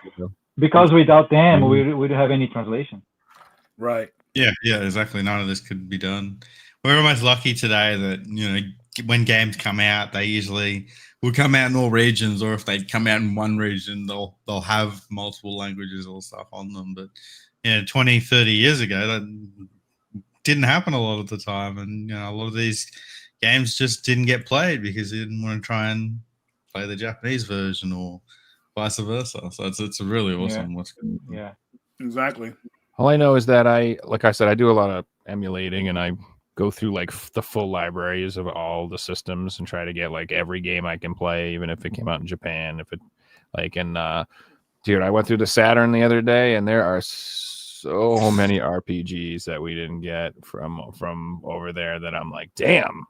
Like, if they had released even half of these, I think the Saturn would have a lot better chance in the long term. We just didn't get, like, the library that in Japan is like 5 times the size of what we got in the United States. So, and that was because of the head of Sega at the time, like, blocked a lot of those games from coming to America. Yeah, that yeah, it would have lasted. Saturn probably would have still lost, but they would have been like way more competition for PlayStation at the time. You know what I mean? They would, so it's kind of unfortunate, but I guess it worked out. Because then the Dreamcast and all that good stuff, but Saturn definitely didn't live up to its potential, unfortunately.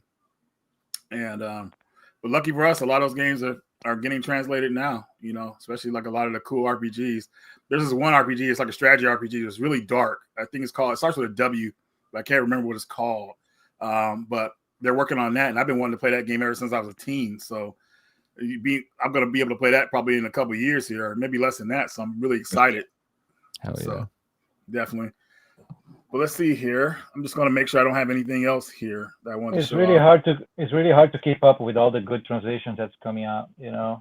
Yeah. I really want to do Echo Knight too for PS1, but it's just too many games on the way. It's just a lot of work also. It's like it's just me and a friend. Basically, my friend who helps me with the designs and all the Super Nintendo stuff, and I'm the Right. one basically doing everything. So it's not easy. It's pretty hard. That's why sometimes people don't know why pre-orders takes a little bit of time. Sometimes takes up to 5 months Yeah, because you gotta make sure it's right.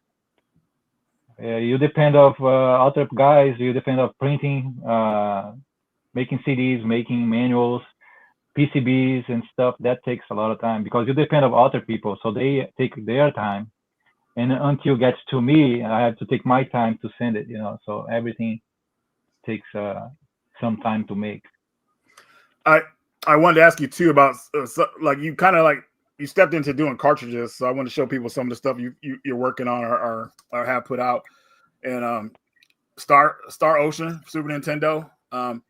Your version of this game doesn't need a battery, which is nice. So it has its own special board where you can save your game. You don't have to worry about losing your data, which was very impressive. Like wow. But this one of my favorite series out there, and it started on Super Nintendo. Very well done RPG. Hopefully people will get to play this now because I think have you started this have you sold this yet, or is it in stock, or how's it? Are you still doing pre-orders? Yeah, I think I made only 25 of it. I think I have 5 left only. Okay. So then another one here is Ghost Chaser, a cool beat 'em up Ghost that Chaser, got very translated. good one. Ghost Yeah, Beaters? very good one. No, Ghost.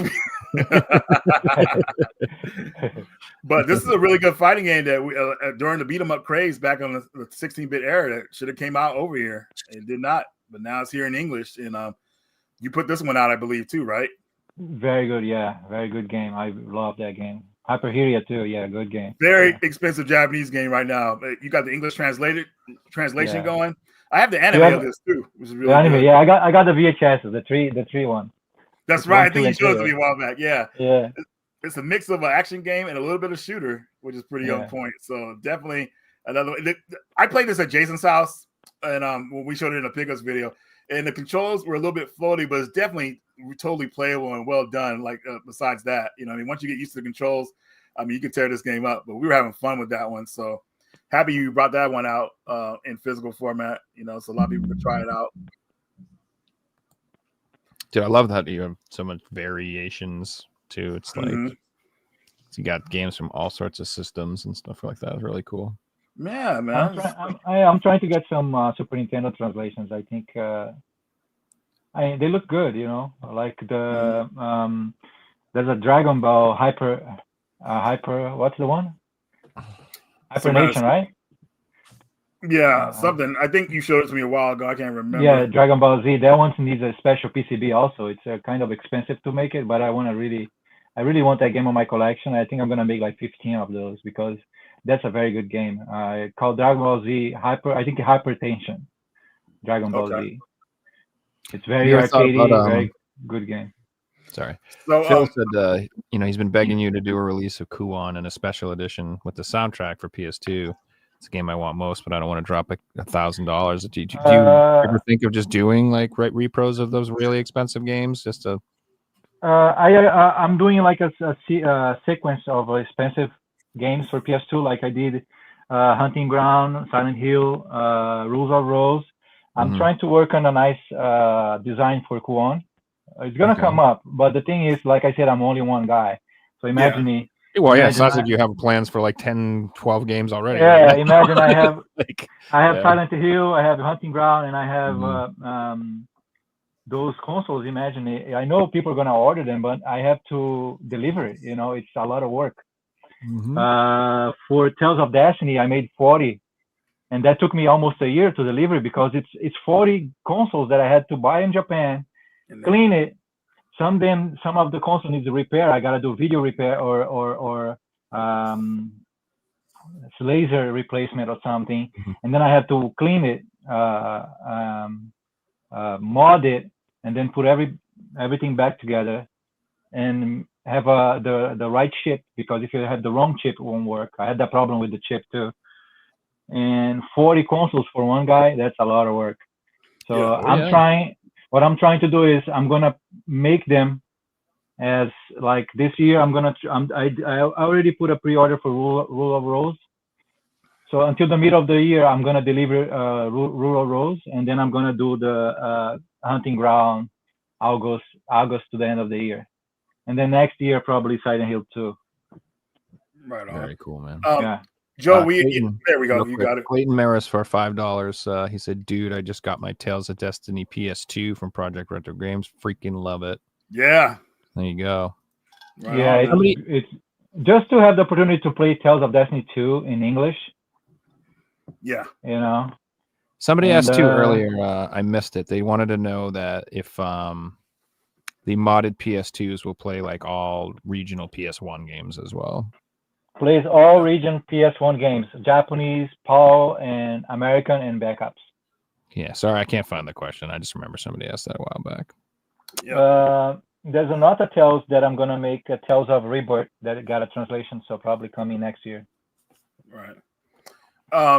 So another thing I wanted to bring up, because I remember you told me about you were working on a Neo Geo system, right? Still. Yeah, I'm working on a console for Neo Geo MVS games. If you guys don't know MVS game, I think you guys might know what MVS games is. Let's see.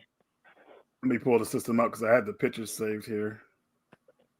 There we go. So this is how my MVS game is gonna come on a nice box.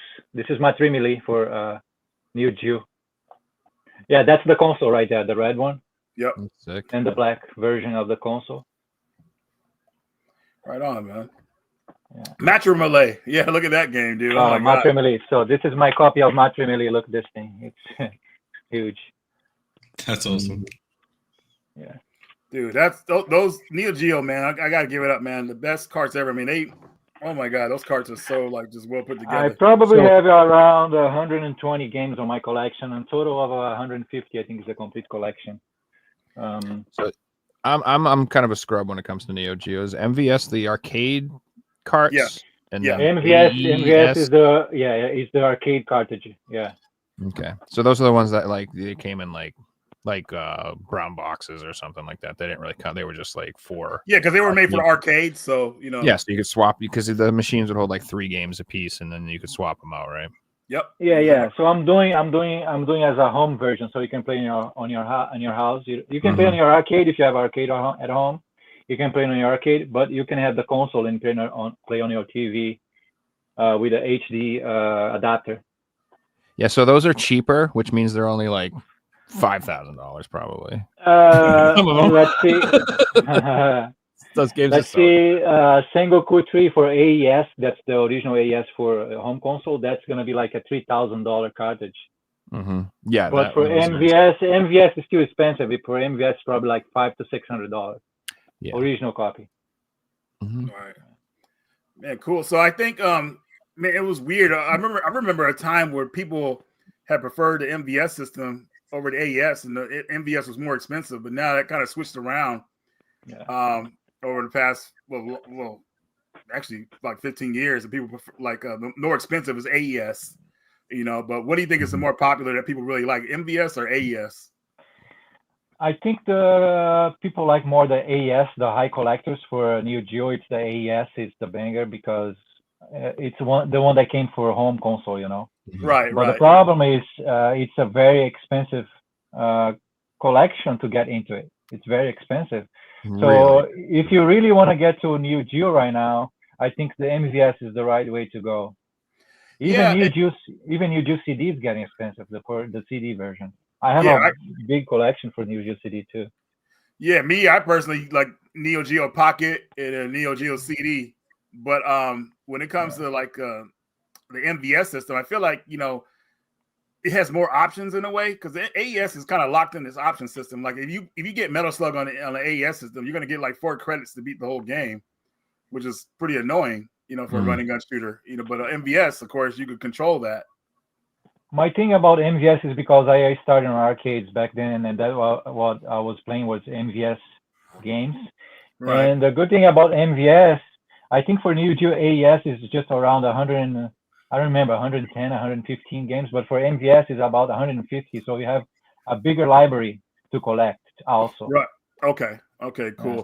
The system, I like the design of it. You know, so that definitely looks cool. And I was looking at the controller side. We call the Neo Geo. New- with N-E-W, new New Geo. Geo. Yeah. Right on. But I like the way it looks though. So definitely. I'm really trying to cool. figure out like a box for the system and putting. I'm trying to figure out what games I'm gonna put together with the system also. Like a I'm probably bundle, gonna okay. put, like a bundle, like maybe four games. I was thinking about the King of Fighters 95, 96, 97, 98 anniversary edition. That's 4 hacks that came out. So I'm trying to make those hacks Okay. with there's new characters and new moves. That'd be Right cool. on. Does Right it come on. with controllers with clicky buttons? It all depends of the size of the box because that takes a lot of space. I was thinking about the 8-bit controller goes with Yeah, it. those I have. Those look really nice. But we are also working on an arcade stick also. So let's see how that's gonna fit on the box. Right on. Cool, man. Okay. Oh, yeah, the 8-bit though ones are cool. They have like the themed ones with all Yeah, the yeah, characters. that one. Oh, nice. Exactly that Yeah. one. Yeah, I grabbed all 4 of those before they sold out. a great controller. Yeah. And then what's funny is I won't open these, and I bought the regular black ones to play with. So I have 6 of these fucking things because I have the 4 with the designs, and then I have 2 just plain black ones. And I play Neo Geo like once a fucking year, so I don't know. Cool. I got my Neo Geo hooked up on my TV all the time. And sometimes I just sit on my chair, put some Neo Geo game, and then I beat. I mean, you can beat the game like in like 20 minutes, 15 minutes. You can beat the game. You know. Mhm. Okay. Dude, Neo Geo was peak. I really want to play the King of Fighters with Reggie because that's my game. Yeah, man, we gotta have a battle in that game one of these days, pretty soon here. So let me tell a history. I used to go in the arcades with my brother back then. I was like 18, and when we got into the arcade, when the people saw us, they get out of the arcade because they're gonna lose the coin. They knew, okay, those guys are here. Don't put your coin in. Let them play. When they go home, we play because if somebody puts the coin in our arcade, they're gonna lose the coin all the time. Dude, that challenge back in the day was so amazing. I just remember going to like the 7-Eleven store and see people gathered around the Neo Geo and the Street Fighter machine and their quarters ready to go and just battling it out. And then those guys that were casual players, they're like, oh man, let me wait till these guys are done. But they would never be done. Those guys would be there all day. So yeah, Dude, I spent all day on arcade. Yeah. Yeah, it was just a lively place to be, man. I mean, the arcades back in the day were so much fun. I mean, you had a bunch of arcades going on. You had like food, drink. It was just a place to chill out and just have a good time. But I think arcades died out, of course, when you're getting like affordable like consoles at home that are kind of getting closer to the arcade. You're getting the experience at home, so people are not going to arcades as much anymore. I think that's kind of started happening around the PS1 era. And it didn't happen before that because a lot of people didn't have enough money to buy a Neo Geo. It was expensive. It was top of the line. But I think around probably the Dreamcast era, that's when you were getting. First time. That was the first arcade perfect console. That's when I played Soul Calibur at home on the Dreamcast for the first time. I was like, "This shit's over. This is arcade quality." Yeah, at an affordable price. You guys, I don't know if you guys remember, but $999.99 probably was the best like launch day ever in history. Yeah, it was $199, something like that for the Dreamcast. Just I don't remember what the price was. I just remember that date that they had for it because the Y2J scare before that, and the people were just lined up around EB Games and all these stores to get their Dreamcast. And the launch for that system was amazing. I mean, Soul Calibur, Sonic Adventure, Daytona was amazing. Yeah, exactly. So good stuff. I got a Dreamcast project. I think I showed you back then, but I didn't got the time to do it yet. Remember? I think I vaguely remember it a little bit. Yeah, it's been a minute. I want to do a Dreamcast Atomic Wave edition with all the Atomic Wave games on it. That's right. So Dolphin Blue would be a perfect game to have on there because that's everybody's favorite right now. Yeah. Everybody they never heard of. But around the 130 mark, I don't know if anybody has any pickups that they've gotten recently. But if you've not, I can start here if you guys want to see anything cool. Well, I got like just two things, so I do not want to go last. Let's put it that way. I'll go. I haven't picked anything up since Friday. We just did a show like 2 days ago, so I got a bunch of Xbox games that came out yesterday. All right, well, let me get my my shite out of the way. Although it's not bad.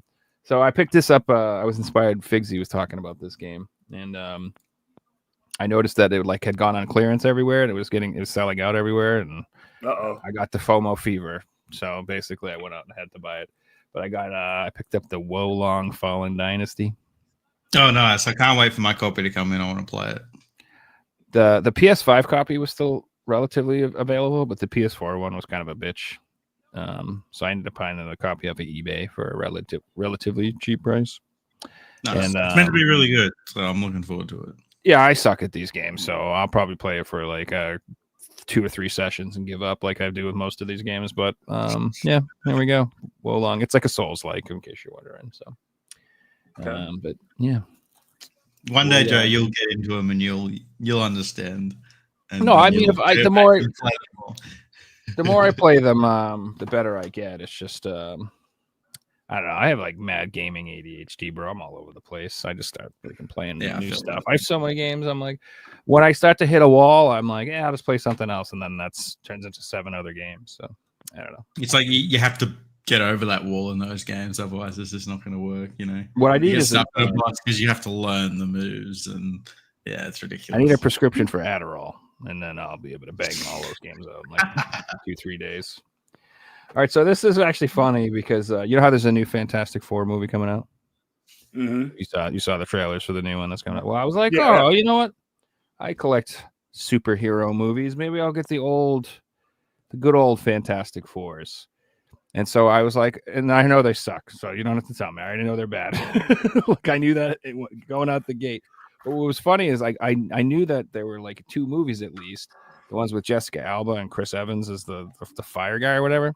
And so I thought I was ordering the first one, and then this piece of shit showed up. I didn't even know this existed. So I ordered this basically on accident. Oh, wow. I never knew this movie even came out. This is the Fantastic Four. Apparently they came out in 2015 with this freaking cast of people. And I'm like, who the hell is that? Yes, I missed that one too. Whoa. I've never seen this. I didn't even know it existed. I thought I was buying the one that came out in 2005, but apparently I got this. So nice. It's whatever. I think it was like $10, probably for a good reason. Also, another thing I hate about buying old DVDs, even when they're new, is they all are fucking wrinkly and shit. Yeah, that shit. What the hell, man? Who fucking jizzed all over my movie before I opened it? Like, what the heck happened here? Would you keep it in a fucking steam room or something? Was it in the sauna for 4 years? I don't know what happened. Yeah, like what's going down? I get a theory, right? They bought it at Walmart or something, and they put it in their bag with like a hot chicken and took it home, and that's what happened. Yes, it was next to rotisserie chicken. You know, hold on. Something like that. Like generally, because it would have only been sitting next to it for like 5 minutes for that to happen. I don't know. I'm not mad about it. I haven't watched this yet, and I already regret buying it. So, oh wow. Well, you know, I looked up reviews, and everyone's like, "It's shite." I was like, "All right, great." So, but that's cool. I'm into crappy movies. So I have like I'm trying to build my little pre-Marvel, like before like the Marvel Studios cinema, the MCU started. So I have like the crappy Hulks, the crappy Daredevils, the crappy Fantastic Fours. I have Howard the Duck, like all those. Oh my God, Howard the Duck, dude! Come on, dude. I watched that the other day and I actually enjoyed Howard the Duck. To be honest, I enjoyed it.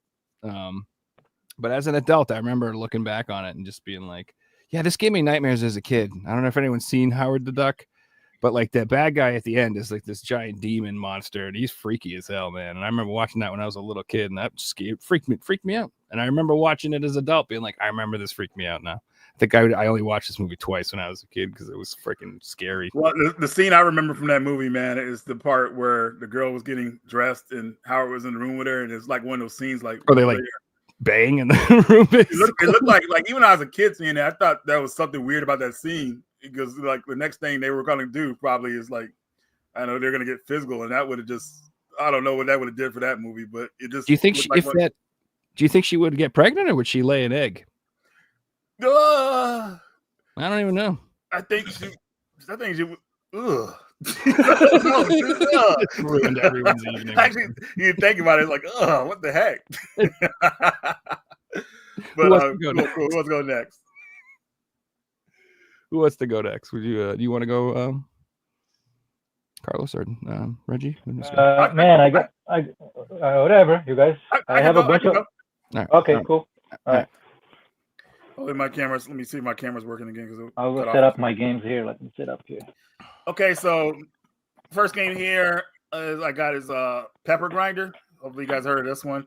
Jason introduced. Well, I've seen this game, but Jason is the one that got me pumped up for it. So it's one of those games. It reminds me kind of what Donald Trump says about drill, baby, drill. So yeah, that's exactly what it reminded me. And then of course it reminds me of Drill Dozer too for the Game Boy Advance, one of the Pokemon teams games they made back in the day when they could be creative. But this game, like, you have to get in the momentum of like drilling like across like these environments and everything like that. So it's a pretty well done game. You can see the sprite work is well done. Haven't played it that much, but what the gimmick with this game was that it starts you at a percentage where the game is like super fast. So it's at 100%, you're going like really fast, and that's the default setting. But some people might have to slow down the action, to 50% or lower just to get like a good feel for the game. But definitely one that people should keep their eye out on. And this is on sale for $20. So definitely try this one out. It's from I forgot what the company's called that made it, but they used to be a part of like Special Reserve, I believe. Devolver, yes, Devolver. So yeah, still making games, and yeah, this is one of them. They make good games. I like Devolver's stuff. Yeah, definitely. So next game here, this is one of the most radical games I played recently, and this is Curse of the Sea Rat. Sea Rats. See what I did there? The most radical games ever. But I know, right? The dad joke. But it's like this is a 4-player co-op game that I saw Level 857 playing on a podcast about a year ago, and I was kind of like iffy about picking it up. But for a 4-player co-op game that got a physical format, physical, so I wanted to give it a go. So I'm waiting for the PS4 copy. The only thing I know is that this is not online, unfortunately. It's like couch co-op, but still, you can actually do share play if you have good enough connection to play with people online with these games. So people kind of forget about that option as well. But 4-player platinum beat 'em up game. Why not? Right? I think it's cooler that it's couch co-op because there's so little like couch co-op modern games like this these days. They're all, it's online. We can play together, but you have to have your own console. Exactly. I know, right? But maybe it'll be a ratical experience. Next game here. Clock Tower Rewind. And so I had to get the PS4 version because I just felt like, with the extra interviews they had on it, all the extras made it worth getting. So shout out to Will from the Place That Ain't Dead podcast. He recommended I get this on VGP, which we weren't sure was going to come out there, but it did. They got some copies of it, so I bought it there. You can see all the extras it comes with, like interactive comic book interview. I remember playing this on Super Nintendo back in the day, and when it got an English translation, I think back in like I want to say early 2000s. I can't really remember when, but I got to play it. Had a great time playing. I got the best ending, thankfully, the first time because I paid attention. And I'm probably gonna unlock all the trophies for it on PS4. So definitely cool to have this one. I think this next game was trying to get off the hype of Poop Slinger. I think it was the game that came out from my limited rare games of some company. Was it Pop Slinger? Yeah, it's Pop Slinger. I was like, what? So there's that one. Yeah, that one's from VGP. Very original title, definitely. Yeah. But a VGP, not VGP, but Video Games New York Soft. Yeah. This is one of their new physicals they put out recently. It even has a vinyl soundtrack that came out with it too. So I'm looking forward to checking that out. But this is like a running gun game, as you can see here. Very colorful. Has that CTR effect right now in the graphics. I don't know if you could change that, but something cool I got recently. Got to play it a little bit more. You throw soda pops. Those soda pops and take out enemies. Flynn's Son of Crimson. I played this on PS4. Jason had the Switch version, and he wasn't really feeling it. So I said we'll do a trade for it. So I traded him for this, and now have it to play on the go and on my console. But from what I played on the PS4 a few months ago, I actually really liked it. So I know this one's a bit sought after because I don't think Super Rare is going to do too many PS4 games anymore. I think they're pretty much done with it. So they haven't announced one in a while. Just PS5 and Switch. But that's another good one. This one's called After Dream. Dude, this is like a psychological horror where I think this girl's dreams are kind of manifesting into reality. I'm not really too sure because I haven't played that much of it, but I love the way the cover art looks. So definitely one that I think people might want to check out. Not really sure how they feel about psychological horror games. It reminds me of that game on the PS3 that came out years ago. When this guy wakes up in this post world is all like zombies, and he's just walking around like trying to like scavenge stuff. What was it called? I can't remember the name of it, man. It's getting on my nerves, but it is Lone Survivor. That's the one. Lone Survivor. Oh gosh, I hate when I forget these names like that. But yeah, just a lot of games to think about. But it reminds me of Lone Survivor in a way, but just more of a I guess like atmospheric. I don't know what to say. It's just these games are weird, More man. artistic. It's got like a unique art style. Yeah, it's just hard to talk about these, man, because they're just so weird. But anyways, another cool game that people might want to check out. This is one I've been playing recently that I really like, Spirit Mancer for the PS5. I've never seen this. This is a co-op. Well, yes, does it play 2 players as well? I can't remember. But basically, you can switch characters or whatever like that, and they get these cards that kind of like have these elemental effects that you can use on enemies. So get a bunch of moves, and of course, you got your regular combo moves. Like she has a sword, he has his gun, so they play differently. But the card system is where it's at because you have all these different like elements to help you take out enemies. And man, this game just like really just pulled me in. I didn't think it was gonna like pull me in like it did, but it got me, especially with the artwork too. I mean, the sprite work is on point, so I think a lot of people who are old school could appreciate this one. It kind of reminds me of Popple Mail in a way. A little bit of Popple Mail, really? Yeah, just the way it's colorful and like I don't know the way the enemies look. This boss right here, like she killed me the first time, but I got her the second time. She gave me a run for my money. But yeah, I was having a good time with it though. What was that? It looks really good. Yeah, fun. So I think it might get a physical on Switch, but we'll see. But it definitely got a physical on PS5. So there's that. But next game here, we got Double Dragon Collection, which I was kind of disappointed with because I felt like they could have put some more games in here. I'm a big fan of the Double Dragon arcade games, Double Dragon 2 being my favorite. But still, we got a good collection of games here. The main attraction in this collection is going to be the Game Boy Advance version. It's called Double Dragon Advance. That's probably one of the best Double Dragon games ever made. And hands down, I feel like, a lot of people still haven't played it. But you got Double Dragon 4 in here, which a lot of people kind of like were iffy about it. But I think Double Dragon 4, if it came out around the same time as Double Dragon 3 back in the day, it would have been well received. So I think it's a pretty solid game. Next game here, Andro Dunas Part 2, PS4 Collector's Edition here, or Limited Edition. You like shoot 'em ups? Well, look no further. Horizontal. This is a really good game, and it's long though. It's fucking long. It is long, man. No doubt about it. But man, I mean, seriously, they did a good job. I guess why I think they made it so long is because they don't know they will be able to make another game. Oh, look at you, Carlos got that right there. There you go. Nice. Yeah, same The first one, or well, the first game was so obscure in a way. yeah, it only came out on Neo Geo, I think. Yeah, it's like, man, why would they think to do a sequel for it? So they probably felt like, man, like this is our last chance. Let's make this game as good as possible, as long as possible. It is very, very good. Yeah. Yeah, it's a good game for sure. So there's that, and I think that's it for me. Good to go. Nice stuff. Yeah. Very cool. Next. Stop it. What happened? Wait. Oh, there's one more. Another one? Oh, he's got one more, folks. I got 2 more. I got 3 more. I'm sorry. 4 more. Sorry. Let's do this real fast. I'm sorry. Here we go. I got 57. Silent Hill 2. Silent Hill 2. Finally got it. Yes, dude. Right. And I was surprised how it was, man. It really opens up the world of Silent Hill 2. I was kind of impressed how it starts out. Like the city really, the town really feels like it's like nobody there. Like you're there by yourself. So it had that eerie feeling. And I really liked it, man. So I'm still in the beginning stages. I fought a couple of monsters, but I definitely like the way that everything looks. Like it looks like you can interact with everything in it. So definitely a throwback to old school survival horror. I'm glad they made this game. I didn't really care about them making it, but I guess it's all right. So I'll let you guys know about this one in the future. Next game here is a Neo Geo CD game. We got Battle Flip Shot. I think this is like a what's that game called back in the day? Pong, but you just back and forth. It's kind of like Windjammers in a way. But looks like Windjammers, yeah.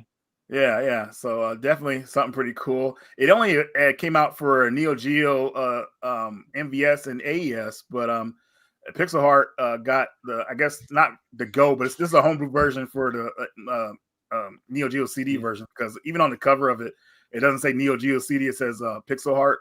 So I guess they had the license to get the Neo Geo CD logo. But still, they can make the game for the system, so it looks pretty cool. Looks great. Yeah, very colorful. And a lot cheaper than getting the AES version. That's like $400. I'm like, damn. Next game here, SVC Chaos for PS4 and the Switch. This is the Neo Geo SNK's version of the Capcom versus series of SNK versus Capcom. I can't lie. This game to me is not as good as the Capcom versus SNK games, but it does have some cool characters in it that Capcom didn't release on their system. So I like that. And it's more story driven in those games. Dimitri looks insane in this game. So best version of Dimitri is definitely in this version. And then you got Mega Man Zero as well. But That's cool. still not the best of that series, but still I think it's pretty decent. And then last one here is finally Guns of Mercy. Where the hell did the icon go? There we go.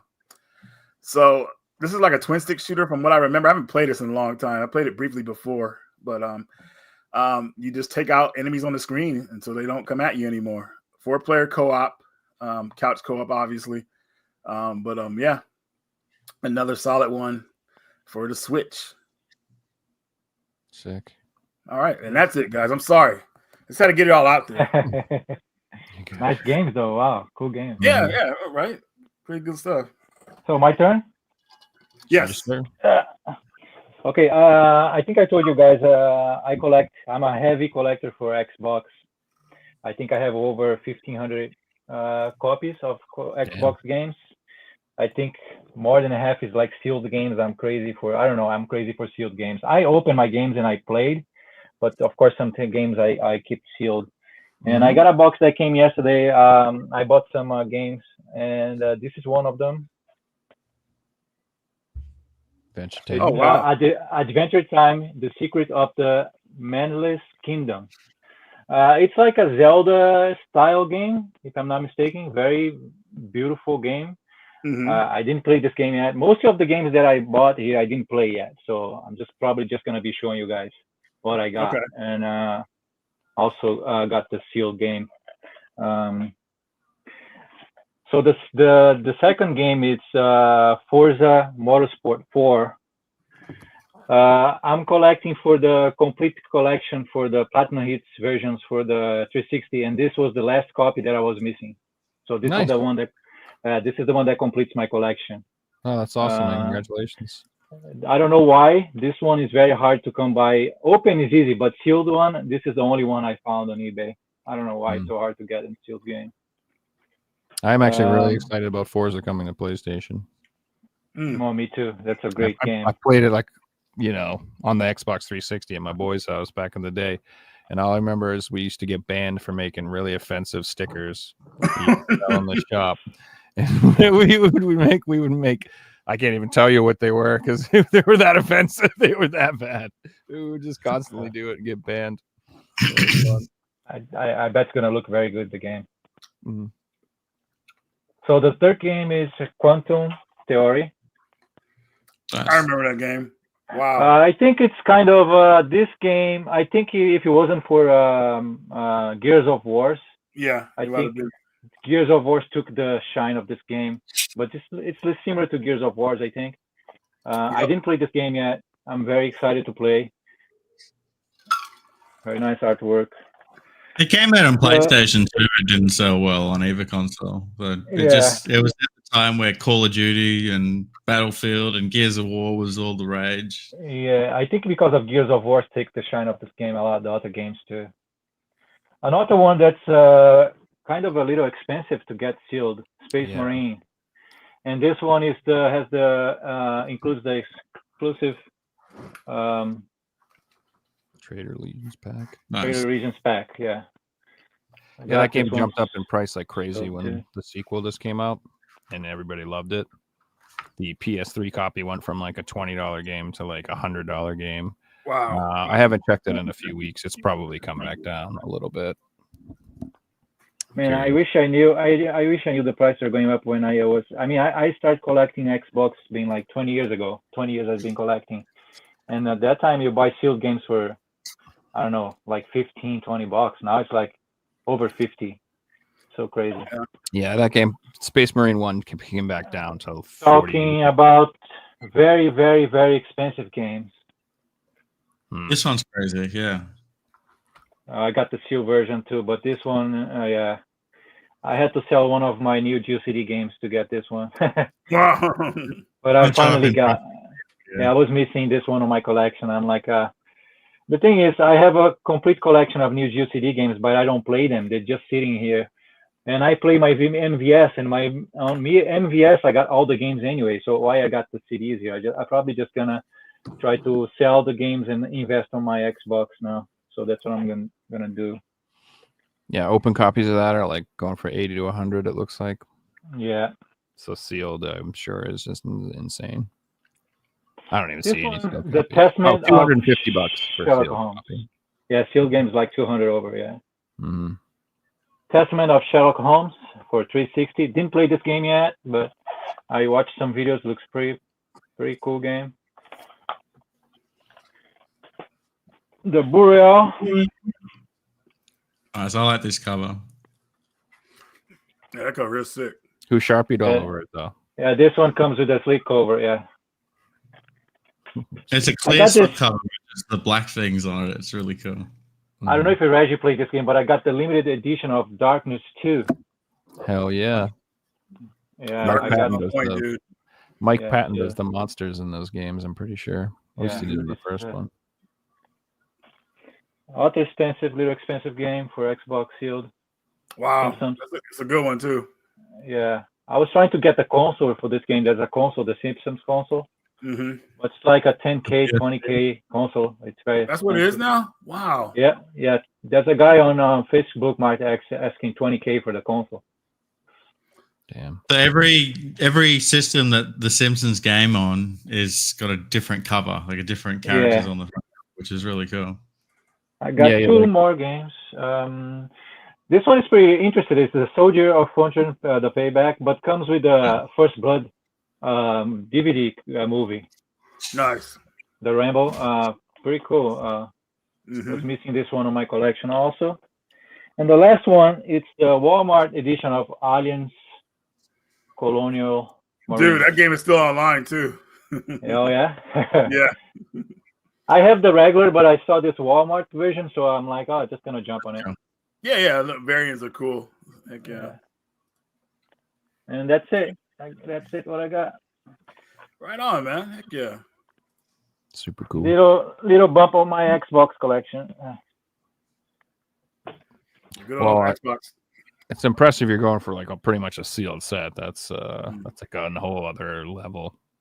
It's like a I'm not complete gonna set. try to complete Then- the collections. My partner hits for original Xbox.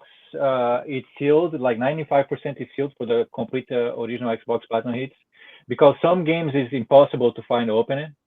Mhm. But 360, I got the complete collection for Platinum hits, all sealed. It's pretty easy to get it. It's not that hard. Okay. I think the most expensive is this one here, the triple pack. Oh, wow. This is about 250 sealed. The other game is like 15 up to 50, all depends of the game. Okay. It'll only be a matter of time, though, and then the 360 will be hard to find sealed games for as well. Yeah, that's why I'm getting the Platinum hits now, because people don't care about them now, but I'm getting them sealed now because I know in a couple of years the price is not gonna go down. But Right. I'm not buying because I like Xbox and I like to collect for it. It's not because of the prices.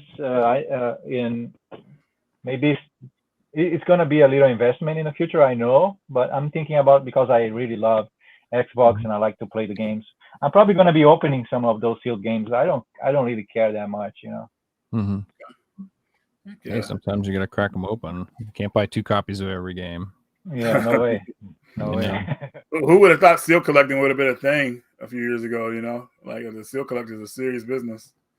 Like I never thought graded games would be a thing. I'll tell you that. that's another one too. Graded games. I never thought that would be a thing for games. It makes sense to me for cards.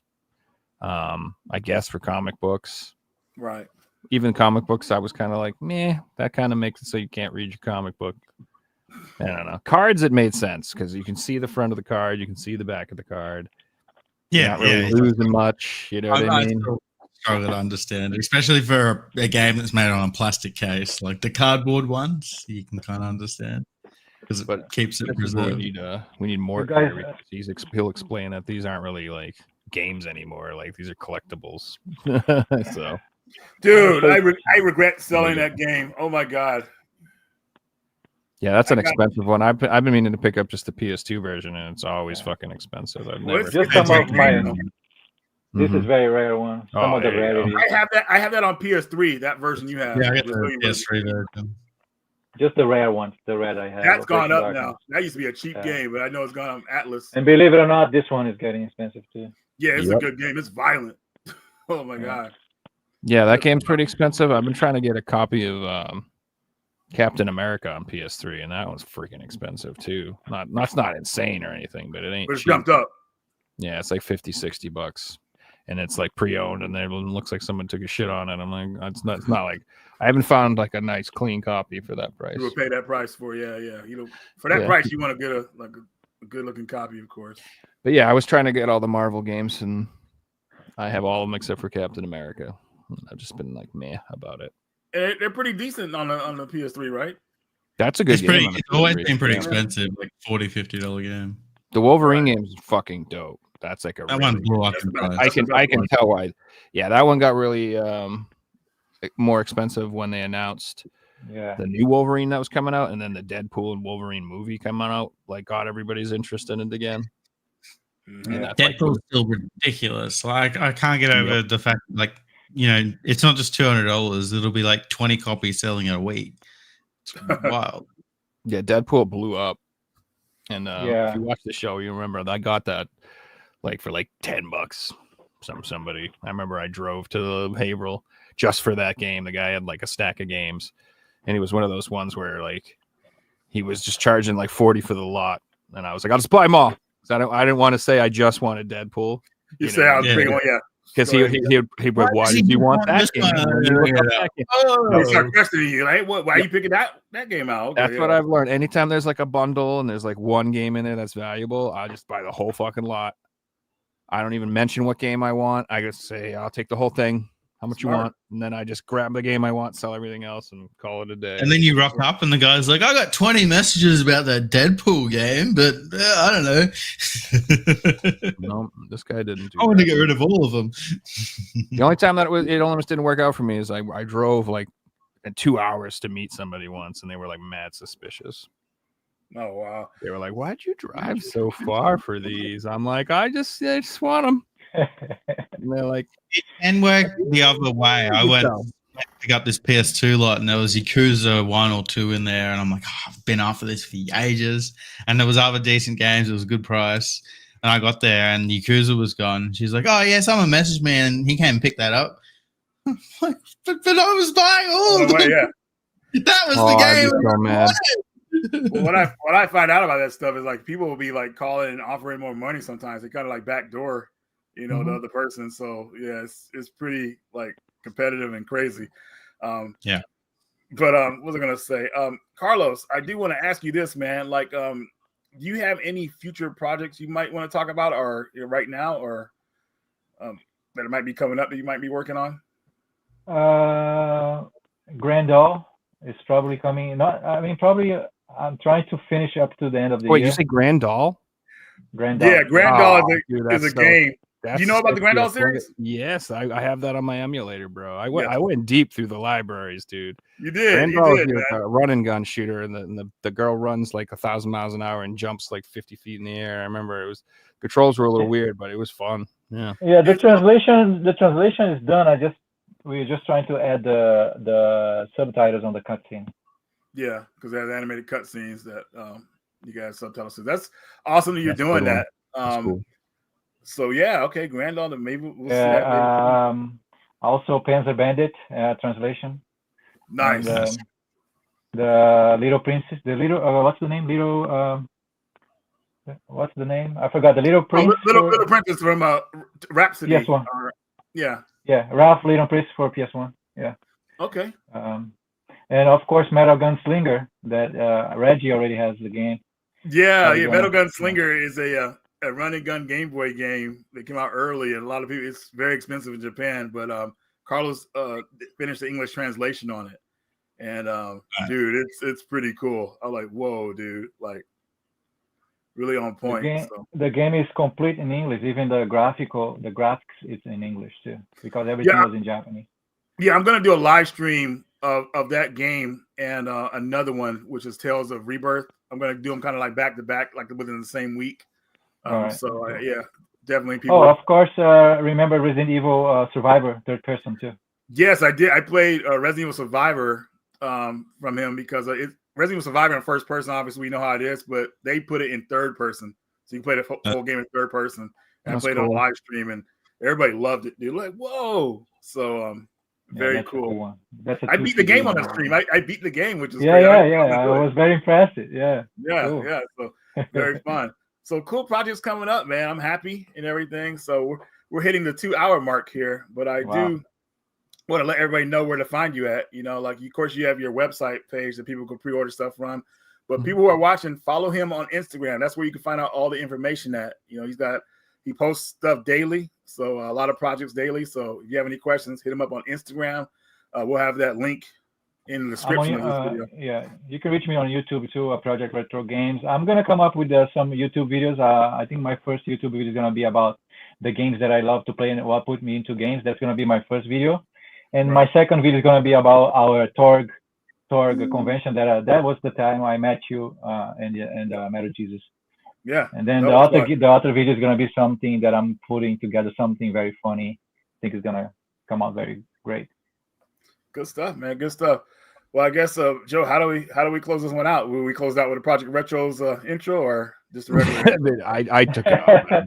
Okay. I do have the link to the website in the description already. We can add the links to the other things. Thank you, guys. Thank you very much. And then, yeah, man, I just want to say thanks a lot for coming on. This is a lot of fun. I love the work that you do. Looking forward to the stuff that you got coming out as well. Thank you for having me, guys. And I feel like there's a lot of people here who probably are going to lose money from having this episode. So. Yeah, they'll be happy though. Money well spent. I mean, there's a lot of people who are going to play games that they wanted to play when they were kids that they couldn't play that they can play today. That's the real joy. Yeah, that was awesome. And then I just want to say thank everybody for watching. Appreciate the super chat that we got as well. Hope you guys had a great day. As always, like, share, and subscribe to everybody. And everybody do a big like fest, share fest, subscribe fest, whatever. And yeah, we have another episode coming up on Thursday. It's going to be Jay from Square Pegs. It's the next episode, so that should be really awesome. And yeah, that's it. Hope everybody has a great night. Guys. Later, everybody.